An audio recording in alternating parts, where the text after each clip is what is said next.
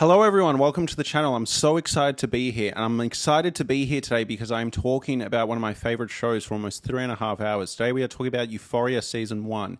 In the time Euphoria has been on TV, it's gone from being seen as one of the greatest new shows in the past 10 years to being seen as something that is insulting people's intelligence, is overdone, overdramatic, overblown. It's been described as navel-gazy and exploitative of people's trauma, but truthfully, I find the show utterly compelling, and I've always been a defender of the show. Despite the fact that creative people being compared to Sam Levinson, the creator of the show, is seen as almost a slur, I really resonate with his vision in Euphoria Season 1, the specials, and Euphoria Season 2. So today's video, I want to function a few different ways. If you are watching Euphoria Season 1 for the first time, I want you to be able to watch an episode and then watch me talk about an episode and then watch the next episode and watch me talk about the next episode. I've set up this in a way where it'll be rewarding for those who have seen the show before and just want to recap, a refresher, but also analysis and a deep breakdown of these characters, their motivations, speculations on what I thought certain lines meant, what I thought of certain characters and their choices. This is going to be a rewarding video for those who are Euphoria super fans because it's someone coming in and defending the show and explaining why it's good and exploring the characters in depth. But this is also going to be a video that's rewarding for people who are watching the show for the first time. If you've seen Euphoria Season 1 but not Euphoria Season 2, I make slight allusions to, this is interesting given what happens in Season 2, but I will not be spoiling anything too badly ahead of the timeline. So you are safe to watch this. Again, please operate in good faith, and if I have a certain take at like episode 4, it might change by episode 8 given what certain characters do, but I am really trying to get to the truth and the core of these characters that I deeply care about. I think at times this show is a wonderful exploration of growing up, the pains of growing up, generational trauma, individual identities, sexuality, violence, what makes monsters, what makes young people tick, and how that informs who you become as you get older. I think an important thing to note about the show is this is a show about teenagers for adults. And to me, it's not surprising that Season 3 is taking a big time jump and exploring these characters when they are adults. I think particularly in Season 2, the show becomes very interested in the older generations, the parents of certain characters, Cal Jacobs becomes a main character in his own right. And I really want to engage with this show on good faith and get to something deeper and darker about this show. It's been really rewarding and fascinating revisiting Euphoria Season 1 since it came out because all of these actors, Jacob Elordi is up for an Oscar, Zendaya has won 2 Golden Globes and was in challenges since then. The actor that plays Ethan was a big part of Weapons and is going to be a future movie star, and Sydney Sweeney has been, Sydney Sweeney. My jeans are blue. I'm really excited to talk about this show. I will be playing clips throughout this video, and this video will either work if you want to pay attention and watch it, but it'll also work if you want to listen to it in the background. I will be talking you through the show consistently throughout, so you won't be missing anything, but I will be using clips for those who will be watching the video. Please watch it in parts. Please enjoy. Please let me know what you think in the comments. Add to theories, add to discussion. I will get back to them in future videos. I will also be covering the specials and Season 2 in the future, and then every episode of Season 3. With all that out of the way, let's talk about Euphoria Season 1. All right, so Euphoria Season 1, Episode 1, it opens with Rue's narration. I was once happy, content. Now, Rue's narration is an interesting one because in different episodes, she will narrate different characters' POVs. She's kind of like omniscient in a way. It's not just information Rue the character knows, right? So in this one, it very much is. It's Rue's POV, but later on in the show, it'll be Rue's voice, but it'll be very clearly information that only these characters can know. It's very interesting, and we'll touch on that as the season progresses. But in episode 1, we open up with Rue in the womb. I love straight away, we're into very confronting material. We're straight into 9/11 imagery, all right? And it's kind of making this case that this entire generation born into 9/11 is kind of traumatized from the jump. Just sort of an interesting tidbit from the jump. Also, we're straight into the banging soundtrack. Got Labyrinth doing his whole like, ooh. We get into Rue's OCD, ADD. I love the visualization with her looking at the lights and counting the numbers. I also love the montage of other great people who have had OCD and the ultimate demises they've faced, as well as the footage of Britney Spears. It actually reminds me a lot of Danny Boyle's frenetic, weird montage editing that was in 28 Years Later. I also really appreciate the montage of just Rue growing up. We have her like, getting this threatening text about being essayed. We also have this moment where she's sucking in her belly. It's very quick visual storytelling in a way I really appreciate. Combined with the narration, it's just throwing you in the deep end and really efficient storytelling. Another visual montage I love is the moment where she's going to get the Xanax, and it's just countless shots of her coughing and opening the mirror, coughing as she opens the mirror, coughing as she opens the mirror. Really well done. I also love this moment where it cuts to this guy doing this like threatening blowjob imitation while showing her a pornographic video. I think it paints a really lived in, well-researched version of what high school looks like nowadays, or back when this show was done. But yeah, really well conceived. I do wonder if this is based on real stories, because it's such a specific but like well-earned and lived in feeling moment, you know?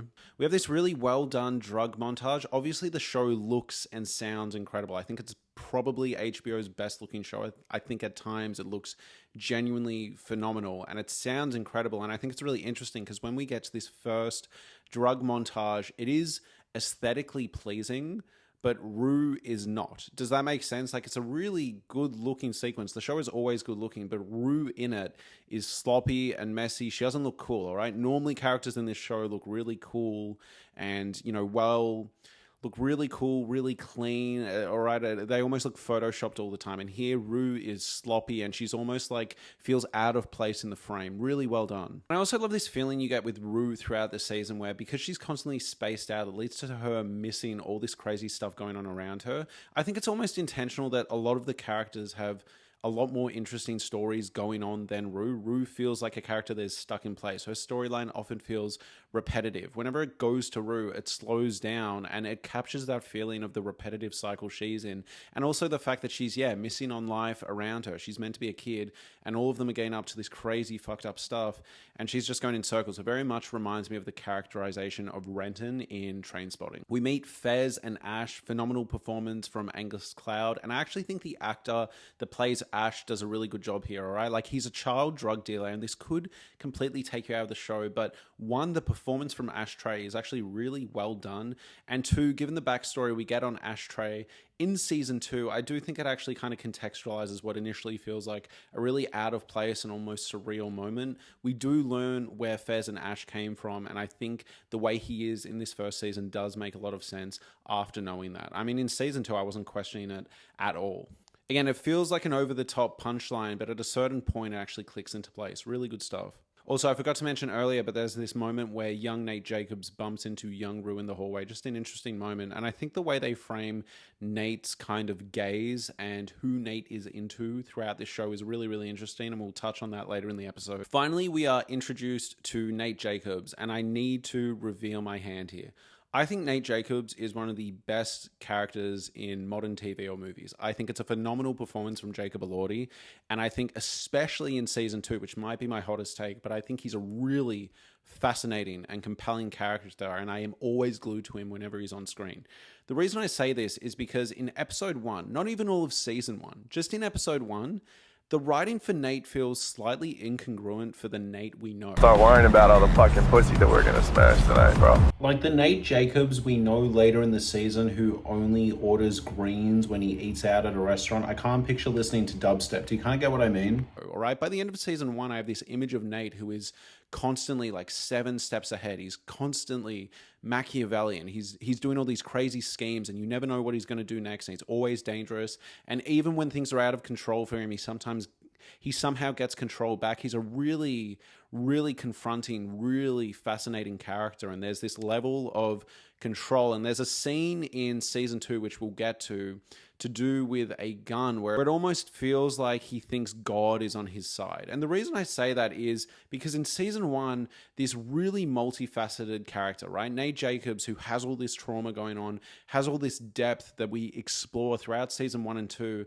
I find he's very, very simple in the first episode, like almost to a point where I'm like, I feel like Nate would look down on people that talk like this, if that makes sense. And you could make the argument that this is him trying to appear like super macho, straight frat boy. And maybe that makes sense. And as the season goes on, he grows out of it. But yeah, you know, all these lines where he's like, you need to worry about all the pussy we're going to smash and stuff. It's like, this feels strange. Now, I will say, I think one thing that maybe explains this different feeling of Nate in the first episode is currently in the process of a fresh breakup with Maddie. So maybe he's just like completely emotionally dysregulated. But do you kind of get what I'm saying? It's not that I think Nate is a good person. I just think normally he keeps his sinister intentions hidden. And the characterization here feels slightly generic. You know, him yelling at Jules like, come right on this dick. I'm just like, okay.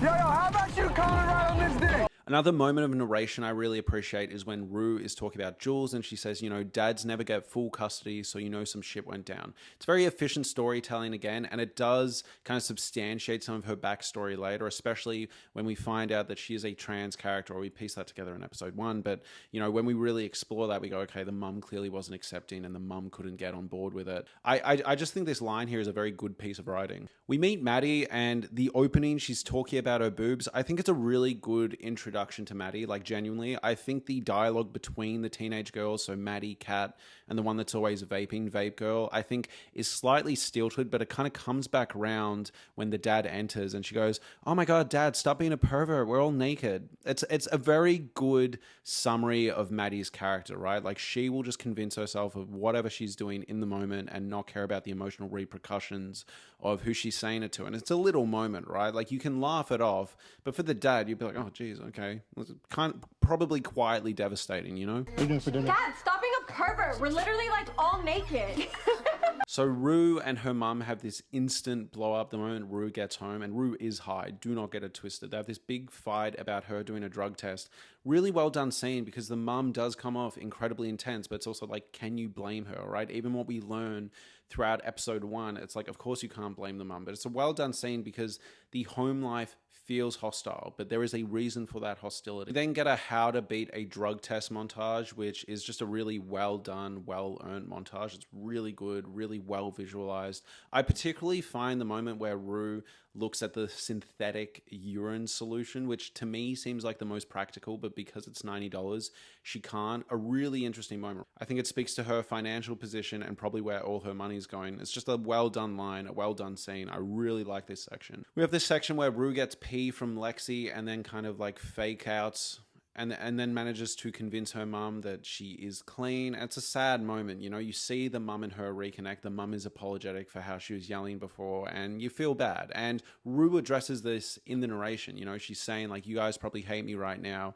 And then there's this pretty horrific flashback to Rue overdosing. Really love the visual presentation here. And I will say, I love the commitment of the show to do these really elaborate, well done flashbacks. You know, they're quick cutaways. All right, it would require a lot of effort, and I do appreciate the dedication. You know, Zendaya had to get all this fake vomit all over her, and they had to do this whole setup just for that moment. But I think it lands really well. You know, and throughout the show, I really love all these cutaways. I think they're so high effort, so high energy, and the visual language of this show is constantly moving and has constant momentum. I also like how Hunter Schafer / Jules's trans identity is initially revealed to us. It's not some big reveal. It's not given in some clunky exposition or dialogue. It's just as she's getting changed, as she's looking at herself in the mirror, you know, if you are paying attention to her body, you notice. And I think it's a really well done introduction, and it doesn't kind of go out of its way to otherize her. I just appreciate a show about high schoolers that isn't holding everyone's hand and constantly over explain everything. You are taking context clues and putting them together yourself. So at this point, Jules is planning on meeting Dominant Daddy, all right? She's lied about her age online and she's meeting up with an older guy. She goes downstairs and her caring father is like, oh, where are you off to? And she's like, oh, just a party or something. And I did find there was a real sense of sadness and loss of innocence here. You know, you feel bad for the dad because he's been lied to, but you can't help but feel bad just for the whole situation in general, especially if you've seen this episode before. But it's just pretty rough. You know, you're watching as this like caring father naively is like taking her word, and you know that something bad and something dark and heinous is coming. Next, we have this whole conversation with Nate saying, have you seen Cassie's slut pages though, in reference to, I guess, this like website that has all of like local girls leaked nudes on it, right? And he's talking to McKay. I think there is something really interesting in this scene. First off, again, I can't picture the version of Nate we know even like a couple episodes later behaving this way, but again, maybe what he goes through with Maddie in the next couple episodes is what starts shifting his gears. But more to the point, McKay calls out Nate and actually says, "Oh, Nate, you're probably into Cassie." And I do find the way the show writes Nate's interests sexually really fascinating. They constantly kind of align it with what he's feared, what he fears in himself, what he fears in others, how it clashes with his own sort of reputation. You know, it's like just really interesting from the jump that McKay is calling that out and being like, God, you seem really obsessed with her body count. You seem really obsessed with like kind of slut shaming her. You must be into her. It's interesting because McKay actually goes out of his way to defend her and be like, she's a sweet girl. And Nate is like, nah, you got to see this. Again, another moment of writing where I think the writing actually got better as the show goes on. Rue starts this monologue about, you know, don't shame the women who take nudes, shame the men who share them, shame the men who break that trust. And it's a message I wholeheartedly agree with. I think anyone watching the show agrees with that message. I can't imagine too many people watching this show with this cast of characters and this subject matter not agreeing with that speech. And it's one of the few moments where I think the writing is just ever so slightly clunky here. It's 100% something I agree with, but it just feels slightly overwritten for this teenage perspective. You get what I mean? I just feel like it would be worded differently if Rue was saying that, you know? I will say, and this is going to be a terrible soundbite, I really do like the montage of nudes of Cassie. And the reason I like this montage, get your mind out of the gutter, the reason I like this montage is actually because it kind of hits you like a train. You're watching this montage of all these leaked photos and all this stuff, right? And then it cuts to Cassie after Rue says, you know, it's such a shame that men keep doing this. She's a really sweet girl. And it cuts to this look on Sydney Sweeney / Cassie's face of innocence and just kind of like, it's a really good contrast. Does that make any sense? While the montage is playing, it's this weird feeling of like, I shouldn't be watching this, but obviously you are watching it. And then it cuts to Cassie's face, and I think it's this really well done moment as an audience where you feel bad for what you've just looked at. I think that's kind of what I'm getting at. It's confronting visually because of that. The line of Rue saying she's a sweet girl, and then the cut on Cassie not knowing that you've just seen this the way she doesn't know a bunch of men have also seen this. Yes, there's this interesting meta narrative to that and what Sam Levinson is doing, but just from a storytelling perspective, it lands as a moment where you genuinely feel bad for what you've seen and feel bad for Cassie. I think it's a really well done visual storytelling moment. Does that make sense to anyone? Did I communicate that well? And then we have this scene where McKay is talking to Cassie, and I actually think it's a really sweet moment watching McKay talk to Cassie on the stairs because the vibe is completely different. McKay seems happy and alive, and you know, he's not having to constantly defend himself and like out alpha Nate. There's like a really sweet energy between them, and it's a shame that this gets really ruined very quickly. So next we have this moment where McKay gets way too rough and way too physical. I actually think it's a really good example of kind of people being porn brain rotted, right? And him overstepping boundaries. And I actually think the line at the end when initially Cassie freaks out, Rue jumps in with the narration and goes like, don't worry, you know, you're not about to see SA happen. But what I really appreciate is actually the moment after where Cassie says like, look, we actually can do that, just ask first. I think it's a sweet moment of coming together that maybe McKay doesn't deserve in that moment, but I think it gets its message across really well. It's not necessarily being sex negative, as Rue says. It's not trying to be like, hey, it's not trying to say like there is never a place for that sort of thing. It's essentially saying like, hey, anything you do should be discussed first. And I think the way it shows communication, bringing them back together, I think makes for a good example of like nuanced communication and nuanced situations. You know what I mean? McKay doesn't deserve to be completely thrown in the bin, but it is a really good example of how someone who has a good nature, someone who has a good soul essentially can be corrupted by all these guys around him being like, oh, fuck her like the slut she is, and all the porn that he's watching and all this stuff coming in a moment where he thinks that's what she wants. He thinks that's what he needs to do. He thinks that's how it's done. Like, it's just a really well executed scene, in my opinion. I think that's shown through McKay's apology. He seems genuinely like, oh my God, I can't believe I did that. Just a well done scene. I also really like the way, and it's something that happens throughout Euphoria season 1, I think Euphoria season 2 as well, where we'll be with some characters, they'll pass other characters, passing into other characters. So we're following Maddie in the car. She finds finds Rue, and then Rue passes Jules in the car, and Jules is in the room with Cal. Now, Jules does say to Cal that she is 22, and we will get to the other issue later that we don't know in this episode yet, all right? So I don't want to spoil it in case you're doing an episode and then watching, or you haven't seen the show and you want this kind of video to land properly. But I will say, all right, I think Cal should know better. But in saying that, Jules is on an over 18 app. She is saying that she's 22 in person. He's technically legally covered. But where I find this interesting is more to the point, even if on a legal sense he can technically get away with this because he has been lied to in this moment. One, he's not innocent due to things we find out later. But two, and more to the point, I don't think he should be banging a 22-year-old either.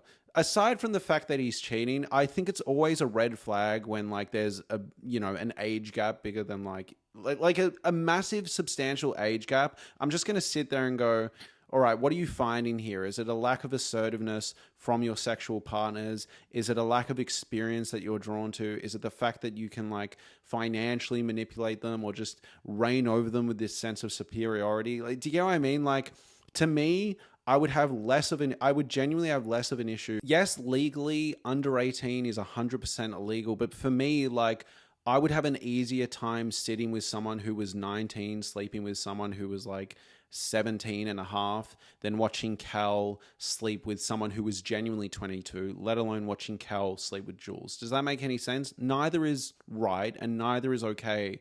But I find the level of age gap always just very uncomfortable and sort of like, even if it's legal, all right, why do you feel the need to do this? Like, why? You know, like, isn't that worth interrogating to an extent? So my point being is I would not approve of a 19-year-old sleeping with a 17-year-old, but we do actually get to a sort of case of this later with Tyler, right? So I'm saying out of these situations here, the Tyler one is illegal, but it disturbs me less than what Cal is doing, even though technically, if Cal is genuinely believing what Jules has said, it is legal. Does that make any sense? Does that make any sense at all? Do you guys get what I'm saying? Cal goes on this really interesting monologue, and this is where we learn, okay, why he's attracted to younger girls, younger women, right? He goes on this monologue about how he's envious of her generation. They don't care about the rules as much. So I think at this point it is suggesting that he is aware of the fact that she's trans and he's actually drawn to that, right? Because he's sitting there going like, wow, this breaks all the rules. And what we find about later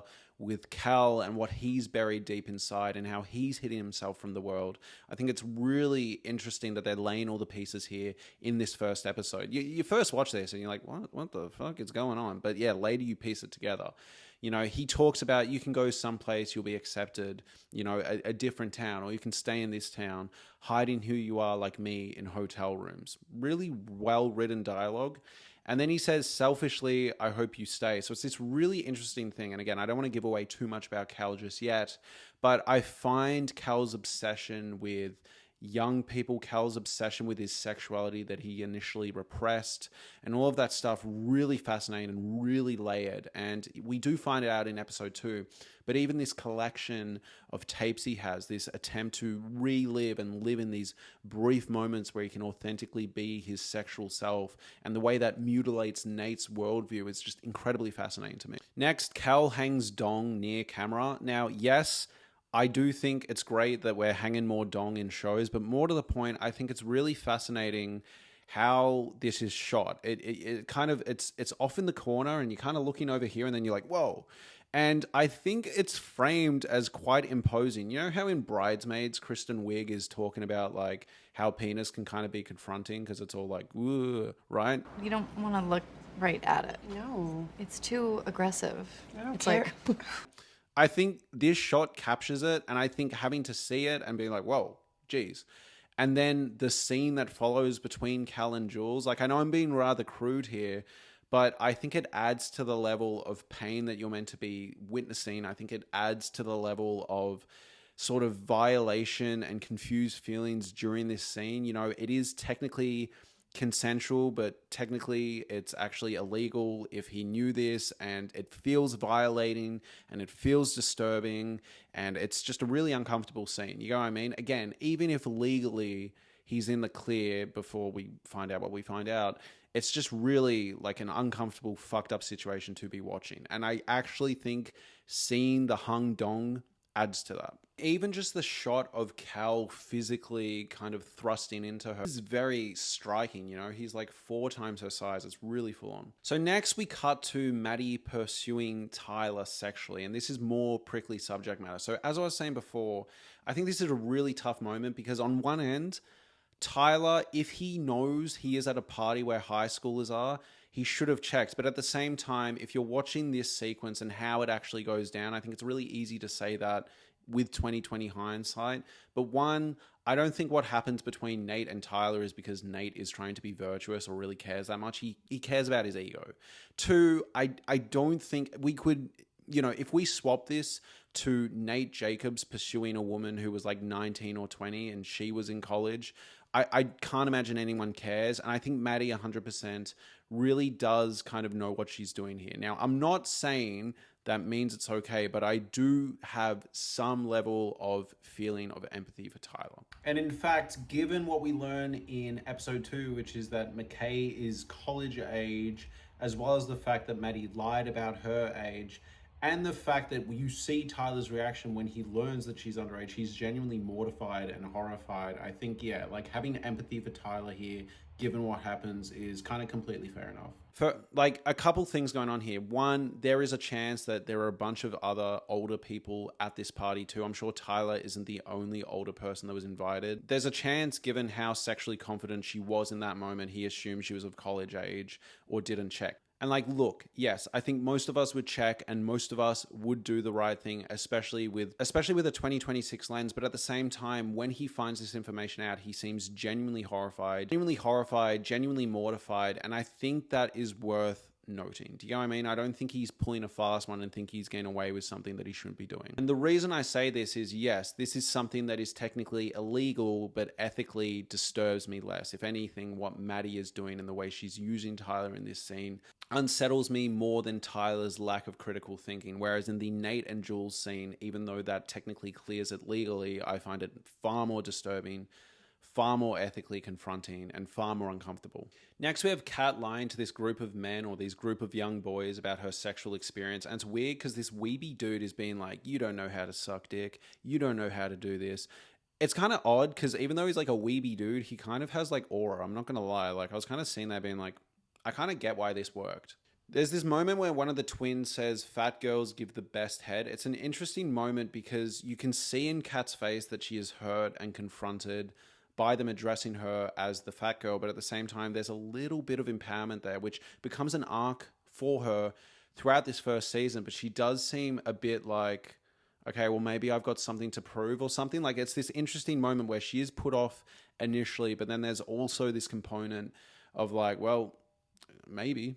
Like she almost wants to get past that hurt and like live up to that reputation. It's a really interesting moment, and it has a bunch of undercurrents of like misogyny, both internalized and externalized. It's really well done. Rue gives her backstory about her dad getting sick and then her getting hooked on Valium, and then all of this being exacerbated when her dad actually passed away. It's a good backstory. It's well delivered by Zendaya. Nate has this like allergic reaction to Jules being at his party. He gets really up in her face. He's like really put off by it. There's also this moment where he storms over to Maddie and Tyler having sex, and Maddie says, suck my dick.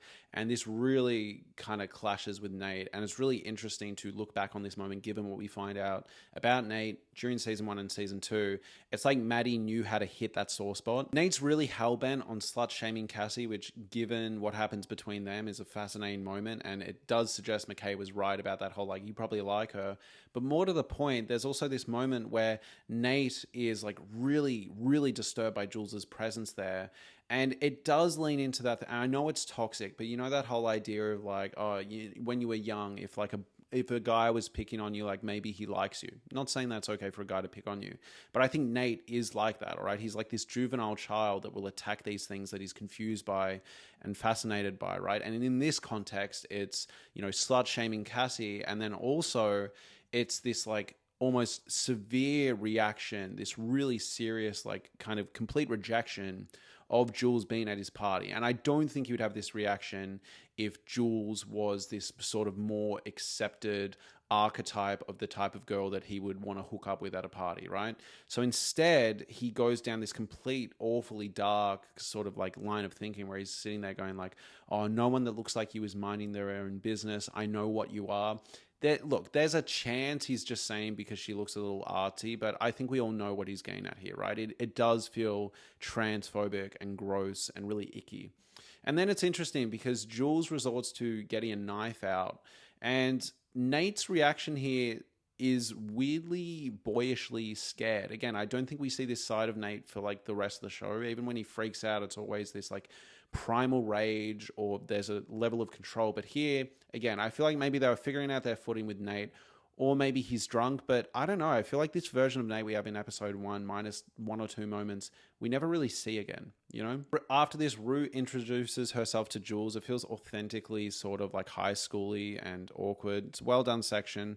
And then finally, the episode ends with this notable moment of Nate walking past a photo of Cal, revealing that Cal, aka Dominant Daddy, is his father. Already seeing up these interesting parallels. Already really well done, and that's the end of episode 1. Hi everyone, quick intermission. If you're enjoying my thoughts on Euphoria Season 1, please consider getting a membership to this channel for the cost of a couple of dollars a month. You get access to a weekly podcast where I talk about every single show and movie I've watched in a given week. This is stuff on streaming, this is old releases, new releases, stuff I don't have time to cover on the main channel. It really helps me out. Thank you so much for considering, and back to the video. Enjoy. All right, so we're into episode 2. I just finished rewatching it, and goddamn, is this an improvement over episode 1. Now, episode 1, I probably have like an 8 out of 10.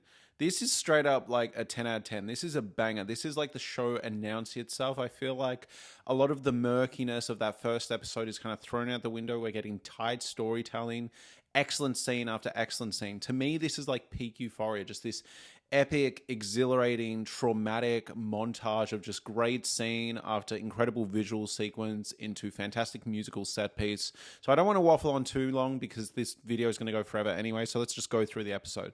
So first off, it opens up with Rue's narration, but this is where the narration kind of shifts gears. Now, it does have this kind of clarification where Rue says, like, sometimes I think I'm psychic, so it feels like Rue's voice is almost now stepping into another character's perspective. Sometimes when I get really high, I kind of think I'm psychic. When Nate Jacobs was 11 years old. I don't think the current day Rue we hang out with, just to get technical for a second, I don't think the current version of Rue that we're watching in the show knows all this stuff, if that makes sense. Like the Rue that is ODing later in this episode does not know all this intimate stuff about Nate. In saying that though, the Rue that we hear narrate and do this voiceover, whether it's her looking back on her high school years or whatever, right?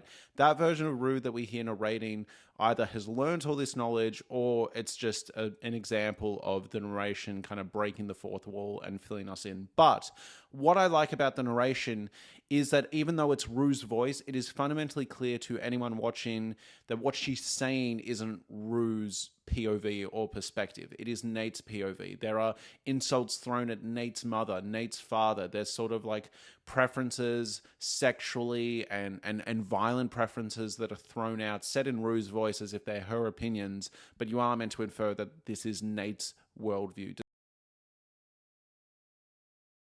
Plus, Maddie could be a real bitch.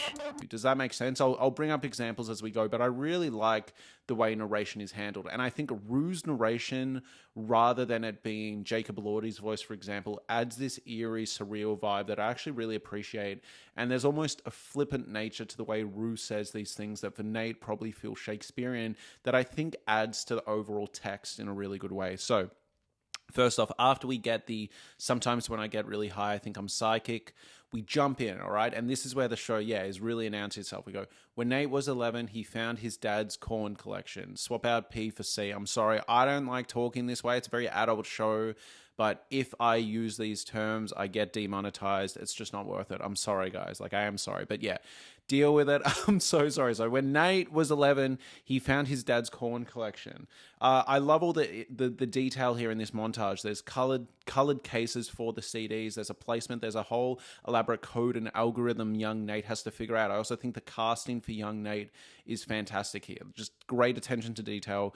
I think Euphoria nails younger and even older Cassie at times. But yeah, just watching the visual of this young child watching his father bang like young men and women. Also, notably, it's the same way Cal bangs Jules. And then later on in the episode, the same way Nate bangs Maddie. So really good visual storytelling. And it doesn't ever like really go, look, like father, like son. It's just these images are so confronting and so harrowing to watch. They sear into your brain, and then when you see them later, you're like, yep, got it. So I also love the way young Nate watching his dad's tapes is framed. It's like the intensity of, formative experience for young men. I'm sure young women too, but, watching adult sites for the first time, watching stuff on the internet you shouldn't be watching, and then hearing the key unlock at the door and be like, oh my God, oh my God, oh my God. It's like that turned up to about 1,000. It's also in extremely traumatic. It's not just a kid watching something he doesn't yet understand.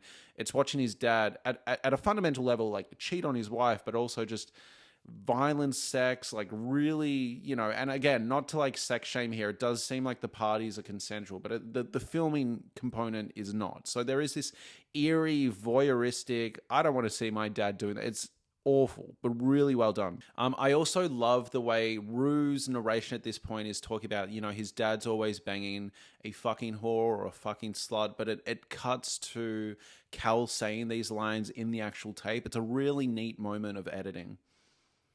I love the music. I love how it heightens the anxiety of, again, watching stuff you shouldn't when your parents are out and then like, oh my God, oh my God, oh my God.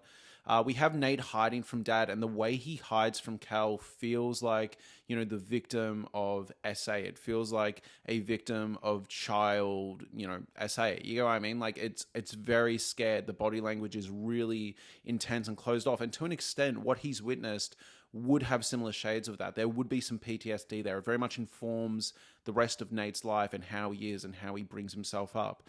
We then have this speech from Cal where he says, "You're a strong man, Nathaniel. From the moment you were born, you had an iron will. I always admired that in you. Someday it will lead you to greatness. No one will ever root for you.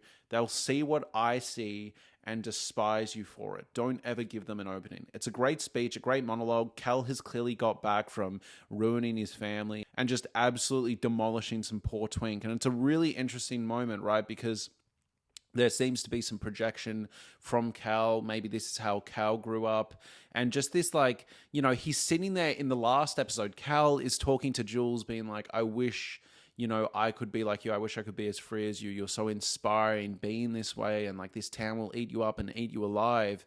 And then with his own son, he is kind of instilling the same fear that clearly Cal has. Does that make sense? So when it comes to Jules, Cal can be kind of loving and warm before, yes, what he did later in that scene, but he can sit there and kind of give this message of hope and admiration. But then when he gets to Nate, he reinstills the toxic stuff that clearly closeted Cal and turned Cal into the weirdo that he is, right? It's a really, really good writing, in my opinion. The transition from young Nate to old Nate, where he goes in the sink and then pops his head up, iconic at this point. Fantastic transition.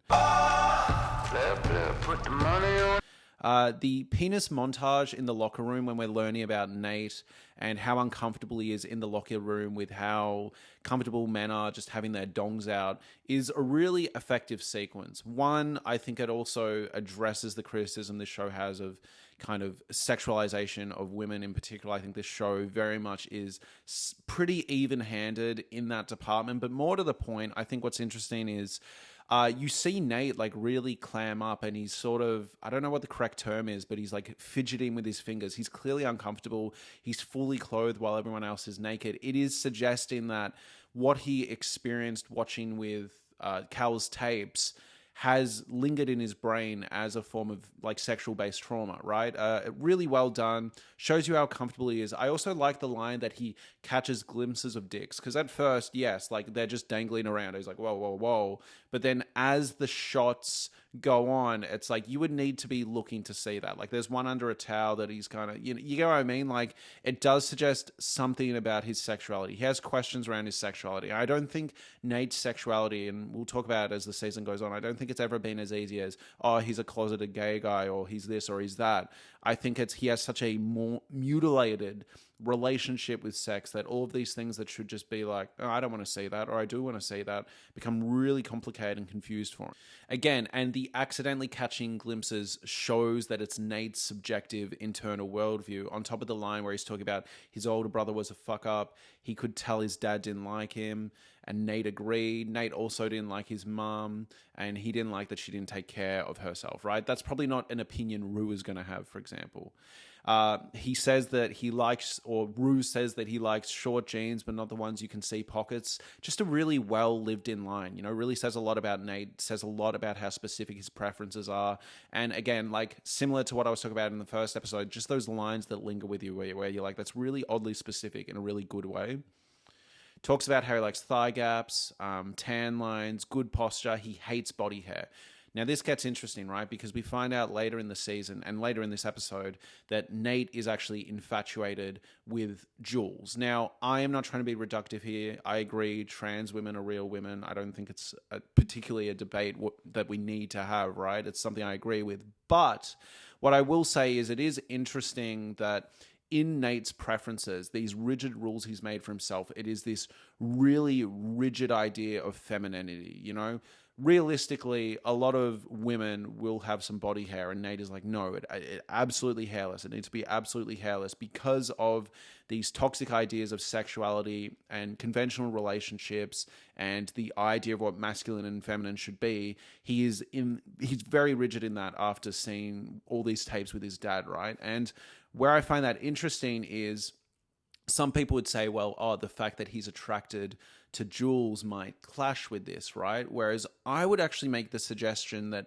given Jules's therapy speech or therapy episode in the special, right? Jules gets her entire own episode.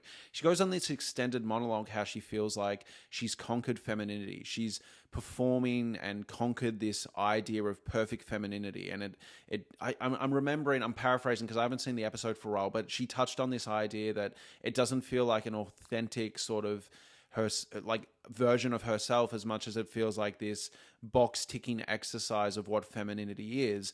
And I think it's really interesting because it's almost in Jules's quest to feel truly a woman post-transition, it's become as rigid as the way Nate thinks women should be. Does that make any sense? It's like hyper femininity.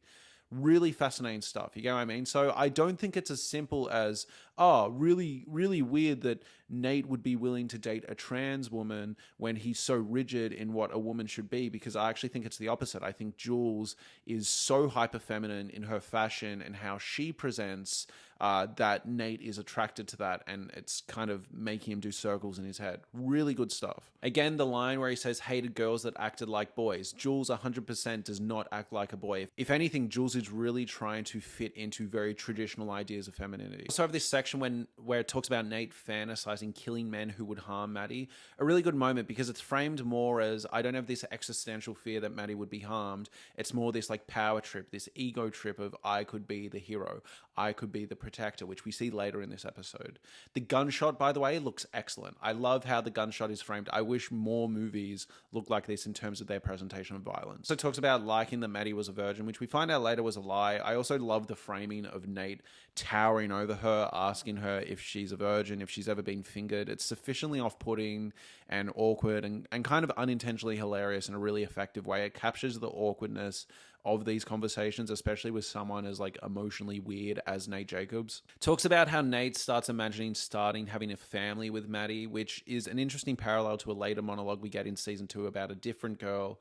It's also interesting that he is banging Maddie the same way his dad banged the women and men in his tapes, right? Again, very effective parallel. Talks about how Nate definitely doesn't want boys. I think this is because he has this weird relationship with men, with penises, with all this other stuff banging around in his head. And also he probably has a lot of self-loathing, self-hatred, hatred of his father. It's like, I don't want boys. And also he probably knows deep down, Nate probably knows that he's kind of a piece of shit and he doesn't want to bring another person like him into the world to an extent. And I also think it's interesting because he also doesn't want girls either. Now, whether that's because he doesn't want girls because he fears that girls will go through what he puts women through, or he doesn't want girls because he just doesn't respect them, either one is fascinating. Then he talks about how Maddie can be a real bitch. Again, this is presented the way Nate would say it, even though it's Rue's narration. Really effective stuff. And it finally talks about the idea that the night of McKay's party, something flipped for Nate. So that kind of gets back to the way that I feel like in episode 1, Nate is not a little mischaracterized, but definitely feels like a different character. This one starts turning the gears with Nate, in my opinion, in a very effective way. We see a calculated, cold, a bit more stoic. Right, next we cut into the actual meat of the episode. Rue sees Jules, and goddamn, Jules' outfit is popping off from there. Rue talks about the fact that drugs are kind of cool. Now, I do want to touch on the target audience for this show, because I think it's really important to note Sam Levinson said at a certain point, this is a show that has a bunch of teenagers as its lead cast, but it is a show for adults. It's for the adult point of view. It's for us to look back on and go, oh my God. But also at the same time, I think that's abundantly clear in its writing, and also especially in season 2, the focus it gives to the adult characters. And now the fact that in season 3, we're going to jump forward and meet up and catch up with these characters a lot longer down the line completely makes sense to me. I've always felt this way, and I prefer the show's approach to these issues than something like Sex Education, for example. But the reason I bring this up is because at first I was thrown for a loop. I was like, oh, I was giving the show a lot of credit for last time demonizing drugs and not glamorizing them. But what this feels like ultimately, given where the scene goes, is just this acknowledgement of, yes, it can be fun. And then it hard cuts into Rue overdosing. We get an extended version of that scene. Really effective stuff. And it tricks you for a second. You're like, oh, okay. And then boom. And I will say the way this scene is executed is an example of getting the message across with really effective writing and visualization. The way I was talking about in the first episode, that monologue about sharing nudes and how that sort of just felt a little stilted in its presentation, I think it nails it here. And I prefer this sort of writing of just showing it, confronting us and being like, oh, and I just thought it was a much better executed scene that had a message but did it a bit more authentically. Next, we have Maddie walking around kind of like spreading or perpetuating this lie of like, oh my God, I was blacked out. She's talking about like, why does everyone think we fucked? And it's bad acting. You know, when she says that, it's not the most convincing performance. And Nate is in denial as well. So he's seen their textio being like, oh, did you like black out? And she goes, yeah, I blacked out for sure. Clearly BS. Totally adds to what I was saying in the first episode. We meet Ethan. He's one of the show's few sweet characters. I really like Ethan. I think he adds some levity to this show. I don't necessarily agree with the critique that this show never has happy moments, because we do have them throughout the season, but I think Ethan is a pure and sweet person in the midst of all these awful characters, right? I really love the Fly Me to the Moon montage with Rue and her sister and her mother. It constantly swings between really lovely moments, you know, where they're all dancing and they've got the sunglasses on, to really horrific moments where Rue is tearing her family apart and yelling and swearing at them. It's a really well executed scene. Really like it. And people really rag on Zendaya for her acting in general. They say she's always playing the same person. She's just playing herself. But I need to give her credit. Like, watching this scene in particular, I was like, I cannot believe this is the same girl from Challengers. It's the same body. It's the same face. It's the same, like, it is the same person. But the vibe of that seductive mass manipulator in Challengers to this is entirely different. It's like I can see the DNA, but it's like I actually think she's quite a good actress. Yes, maybe in the Spider-Man movie she's kind of asleep at the wheel, but I mean, whatever, dude. Like, it's the MCU. Next, we have this section where Tyler is getting stalked by Nate.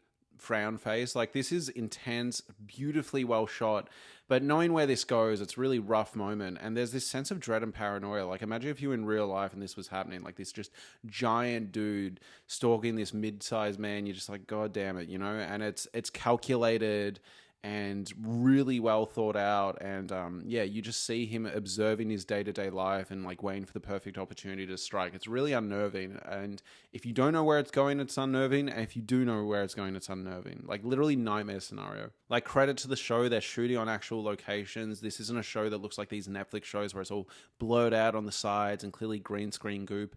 Like it's good. We next meet Coleman Domingo, who at this point, like this was filmed like 6-7 years ago, but at this point Coleman Domingo is one of our great leading men in Hollywood, so great transition for him. Crazy to see Coleman Domingo in the show, and I think he adds a lot to the show. He essentially serves as a mirror to Rue and her story, and really great performance. Next we see Rue getting hooked on Oxycontin. It's a really well written moment, and it's also really beautiful to watch her with her sick father. It's a hard moment, you see the temptation to get on drugs given what she's dealing with her father passing away. It's well executed scene, very effective. I love all the attention to detail in the sets, all the pills, like all of these sets feel really well lived in and well thought out. Whoever was on the set design department is really good, because everyone's houses always feel really well thought out and meticulous. The difference between Nate's room being clean and aesthetic and almost too clean for comfort, right?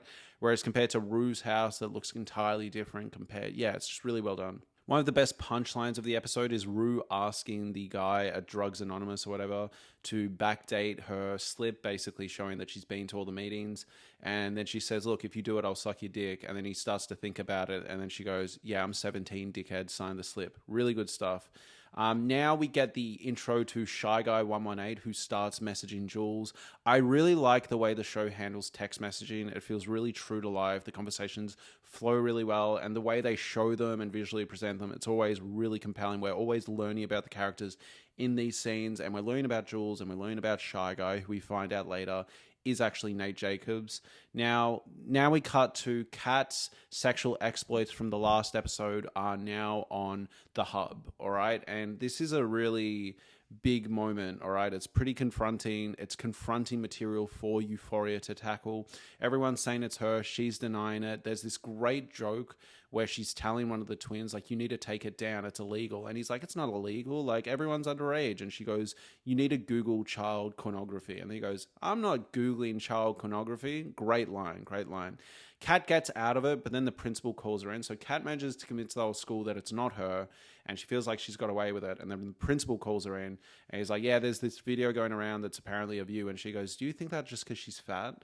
Wow, principal, like, I can't believe you're engaging in body terrorism. Again, a funny joke. Like, the jokes were kind of popping off this episode, not gonna lie. So then we find out that McKay is actually in college, which, might I just add, adds to the reason Tyler was at that party, adds to the reason that Tyler would have assumed that if a girl comes up to him and goes, fuck me in the pool, chances are that she's probably of his age. Like, I'm just saying, I can picture the mistake happening. On top of that, we find out later in the episode that Maddie did actually lie to him. So at what point can we just have some human empathy and understanding of, like, guy fucked up, but also was lied to, and given the situation and the circumstances, is an understandable situation. I don't think Tyler deserves what he gets later in the episode, and I think it could have just been a teachable learning moment. Do you get what I mean? Like, at the end of the day, being 21 or 22, you're still going to fuck up, right? So that's just my opinion on it. And look, I will say, maybe the reason I don't ethically hate Tyler as much as I hate Cal is because also in Australia we have different rules and laws around this stuff. And at least when I was in high school, there were a lot of girls around me who were 17 or 18 dating 19 or 20-year-olds. And even though you were a little like, oh, really? Like, there wasn't much you could do about it. So I can't really sit here, given all the information we have about this hookup with Tyler, and go, fuck that guy. Like, we're introduced to Cassie's mum. She's a great character because she's clearly flawed herself, but it seems like she's a good mother, at least in this moment. I really like her, and given stuff she does later in the episode, really well done. So we also have this moment where Shy Guy texts Jules saying that his dad left the family, which is really interesting because in real life, Nate's dad is very much around and very much a looming presence, but it speaks to this idea that Nate might subconsciously feel like dad emotionally abandoned the family. family and isn't in the picture emotionally, you know, is kind of fucking useless, you know. Jules talks to her dad, and while talking to Nate and dudes, the moment lands really well because I think it kind of hurts, you know. It captures this feeling, as I said in the last episode, where Jules goes down to her really sweet caring father and says, yeah, I'm going to a party or something, and then gets like raw dogged by Cal. In this moment, Jules is texting Nate, who is lying to her, and we know this situation unfolds really, really poorly for her, and she's talking to her dad, and her dad's really sweet, and it just captures this feeling of you never know what your children are doing, but you kind of need to let them make their own mistakes at the end of the day. And I've always appreciated the way this show kind of frames all this stuff. Next, while Rue is at Fez's house, we see a glimpse of who I think is Fez's mother at this point. She's really sick. Again, great set design, really lived in world. But it also means that Rue knows that Fez has drugs. You know, she explicitly sees this woman and goes, I know you've got drugs, implying that, like, I know you would need drugs to keep her happy. You should give them to me. Fucked up moment. Next, we have these violent guys coming to Fez. We have the gun reveal in the room. You know, Fez is locked and loaded for this guy that's coming over. Simultaneously, we are also bracing for something violent to go down between Nate and Tyler, because Nate is breaking into his house with like seemingly torture tools. So at this point, the show is revealing its hand. It's suggesting this is going to be a violent show. This is going to be a very confronting show. If you weren't put off by episode 1, you are definitely going to be put off in episode 2. The episode itself is notably really violent and dark. And I think that's also to reflect Nate's worldview and kind of the world of violence and anger he kind of presides in. There's also this really interesting moment where McKay is venting about the way he's being treated by like the college football coach or whatever. And Cassie is not listening. You know, she's like sucking on his fingers and she's being like, oh my God, like I've been thinking about fucking you all week. And he's kind of like straddling him and he's trying to like finish his sentence and he can't get a word out. And on one hand, I think probably most guys would be like, just, you know, talk about it later. Come on, dude. She wants to smash. But on another end, it's a really interesting conflict moment because he says like, why do you always have to make something sexual? And this can be sliced a couple of different ways. On one end, totally valid thing to say. I do think if if this was gender swapped and a woman was trying to talk about her feelings and the guy was like, you know, wangling his dick around being like, come on, suck it, come on. Totally fair thing to say. But what I find interesting is because of what we saw last episode and her reputation and the way he was uncomfortable in that scene with Nate, this whole why do you always have to make everything sexual could feed into this idea of some like kind of misogyny he has banging around his head, some like slut shaming narratives he has banging around in his head kind of leaking out. Do you get what I mean? It's like a completely valid perspective to be like, hey, I'm trying to talk to you. Please stop like whatever you're doing right now and listen to what I'm trying to say. But I also wonder if he's a little more sensitive to it because he's in a bit of a like maybe inverted slut shaming mentality. Like you see she's kind of hurt and she's a little offended and he kind of apologizes. It's like both perspectives. Like no one's acting directly in bad faith. Cassie isn't intentionally being like, God, this is boring. I just want to sit on your face. Like it's not that extreme and not that bad. But I also get him wanting to finish his story. Like it's just a well done scene. It's a well done scene because I think both of their internal biases are coming out here. I think even though it's a completely okay thing for McKay to say, hey, not now, like the way it was said kind of leads into something later down the line this season. It's a good scene. It's well written because there's a couple different things you can take away from it. And any discomfort you're having is probably intentional. Next, we have Ashtray spotting the gun on Mouse and one of his henchmen. I love Ash's vibe, especially in season 2. He's always had this vibe of like kind of a pit bull, like a dog that can be scary but has been tamed by Fez, especially given some stuff in season 2. But it's like he's ready to strike, he's ready to pounce, he's just waiting for the call. Really good. He's super observant. Like him and Fez make this really fascinating dynamic duo where Fez is kind of the calm and Ash is kind of the really proactive, like finger on the trigger, ready to go vibe. It's good. I love the entry into Tyler's apartment. We follow Tyler going into his own apartment. And again, good set dressing, good attention to detail, throws the keys on, grabs a beer, clicks the beer open, over in the corner. Welcome home. Fuck! Nate clicks his beer open because Nate has broken in. He's sitting in the couch. He talks about, I've taken all the knives. I've taken all the baseball bat. This is what I'm talking about compared to episode 1. So maybe we can make the argument that after Maddie, something has shifted in Nate, you know, but regardless, this is the Nate I'm used to, like taking the knives, taking the baseball bat, being more calculated. He has made a situation here that he's clearly thought about over and over again. There is no version of reality where this goes badly for Nate. And not only does it not go badly for Nate, but this scene, this moment is touched upon over and over again throughout the season. So Nate says, I'm the boyfriend of the girl you R-worded. Tyler starts instantly crying. He's like shocked at this revelation, which does to me not land as like guilt for what he knows he did. He talks about the fact that Maddie didn't tell me that. She told me something different. It really does seem like Tyler is completely baffled by the information he learns. You know, he talks about the fact that she was asking me to. I was initially saying no. She asked me to fuck her. You know, Tyler said that Maddie said she's 18. We find out Tyler is 22. And then Nate goes, I'm going to hurt you. You won't press charges because you'll go to jail a lot longer than I will for what I'm about to do. At least probably. And then Nate tells Tyler to get on his knees. This does feel, and I think very intentionally so, it is meant to give blowjob imagery, right? And on top of that, I think getting him to get on his knees is meant to remind us of these dominant daddy videos with Cal. It's getting into really sticky, interesting parallels. I thought Tyler was going to get SA'd for a second or have to give a gob that he didn't want to give. So I was really like, God damn. Then he talks about, Nate starts going on this like really like, I'm the hero of this story, you know, do you think you could R-word a girl and no one would do anything? And then he starts going, did you R-word her? Punch. Did you R-word her? Punch, punch, punch, punch. Horrific scene. Like I remember the first time I watched this, I was filled with so much anxiety. Maybe this is just projection because Nate is like 6'6" and I am like a mid-sized guy the same way Tyler is, but goddamn, like intense, imposing presence from Nate Jacobs, an incredible performance from Jacob Elordi. Really good moment. And it's interesting that when Tyler is being beat to a pulp, he's still crying, saying, I didn't do it. Again, feeds into this idea that I think Tyler genuinely didn't have any idea what he was getting into. It's a well done scene. Next, we have this section where Mouse drugs Rue and says that, you know, if she can't pay off this drug, which I've forced her to take, she'll have to pay for it any way possible, basically implying she would need to be a sex slave. Fez then pays to get Rue out of this bind. It's a moment of care from Fez. It's really, really well done. It says a lot about Fez Coe's character.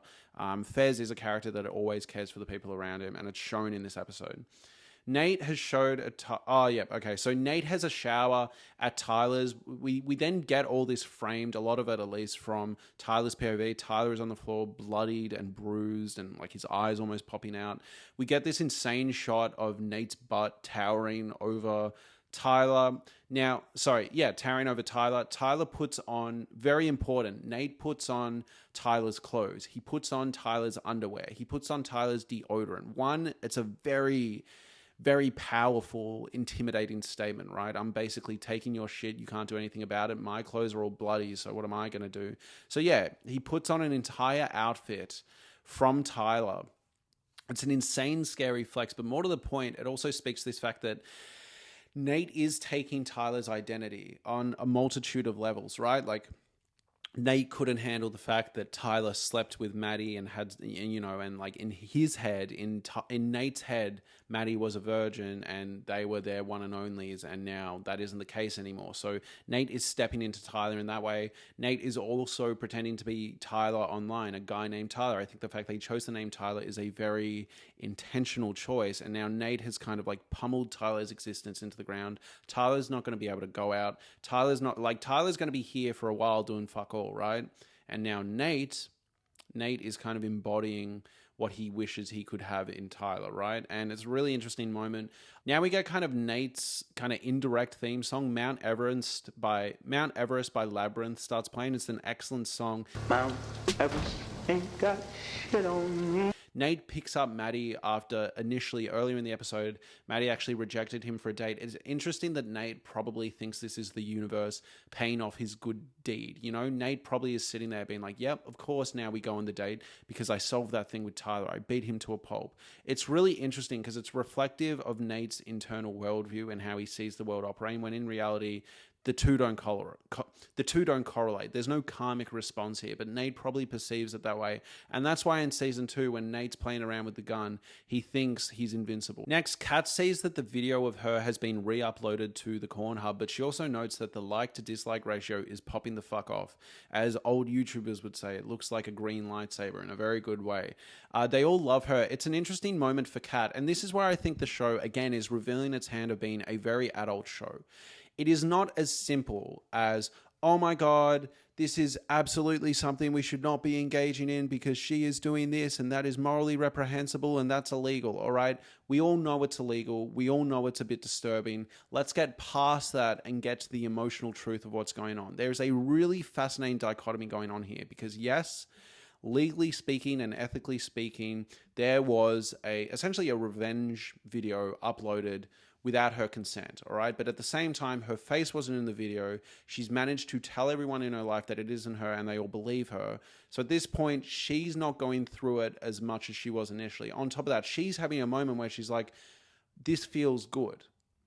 This validation I'm getting as someone who has been bullied for my weight my whole life and has always had self-conscious, body image issue. Now watching all these strangers online worship me, and it feels good. What do I do with this information? And it's really interesting because, again, when I was in high school, there were people doing this sort of stuff, and it was a really weird moment that I still think about now as I'm older, because at the time I was like, oh my God, what do you mean you're sexing older guys and doing this and doing that? Like, that's horrifying. But then at the same time, like, I've talked to some of these girls about it since then, and they just laugh about it and go, isn't that crazy? But at the same time, when they were younger, they were saying, oh, the attention feels good. And I remember always struggling with that when I was younger, and as I've got older, I'm always unpacking that, and it's always really interesting. So I do find Euphoria's honesty in these moments refreshing and interesting, because at least when I was in high school, there are a lot of situations that remind me of stuff that's explored in Euphoria where you don't know how to feel about certain things.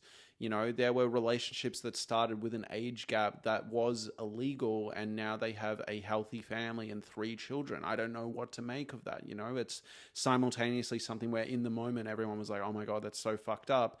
And now no one can really say anything, and they are actually a really happy couple, and it's like really fascinating to think about. I'm not saying anything of these are right, and I really want to say that I am not defending this, all right? Do not go out and do any of this stuff. It is fucked up, and we have these rules in place for a reason, because otherwise our society would descend into morally corrupt chaos, and shitty men would be even worse, all right? I completely acknowledge that. I'm just saying this show is playing with really difficult moral quandaries, and I find it interesting. Next, we have Nate and Maddie are kissing, and he asks, the guy you fucked in the pool? So this obviously shows that he's just convinced himself that it was an assault. Are you sure you don't remember? I don't believe you. Was the sex good? Was his dick bigger? If his dick was bigger, I'd fucking kill him. And I think that's true. If she genuinely was like, yeah, his dick was bigger, yours is small, I actually think Nate probably would have gone back and fucking murdered him. Next, we have McKay asking for nudes. I really love the moment where Cassie is taking nude photos and Lexi wakes up in the background and just kind of observes it. It's a really interesting moment that does pay off in season 2 with the whole play. Next, we have Nate watching Maddie through the glass. It cuts to Nate's facial expression afterwards, and he has this weirdly innocent, boyish, sad look on his face. It's like, was all that worth it? I guess we're back together and happy. It's this moment where he should be fulfilled by what he's accomplished. He should be fulfilled by this, objectively attractive woman he's looking at through the window wearing the lingerie that he got her. But you can tell there's some sadness there. So there's a really good boyish facial expression where you almost feel bad for him, but you're like, why do I feel bad for him about anything? First off, nothing's happened. And secondly, he just did that awful shit. Next, we finally have Nate. I also will say I love all the editing in this episode, from going from Nate and then it'll cut to a scene where Shy Guy is talking to Jules. Really effective editing where it's essentially giving the twist away, but if you're rewatching the episode, it just serves as really satisfying. So Shy Guy then says, is it weird I miss talking to you today? And then, Jules is like, I don't know your name. And Nate says Tyler. And then it shows that this is Nate Jacobs saying he's Tyler.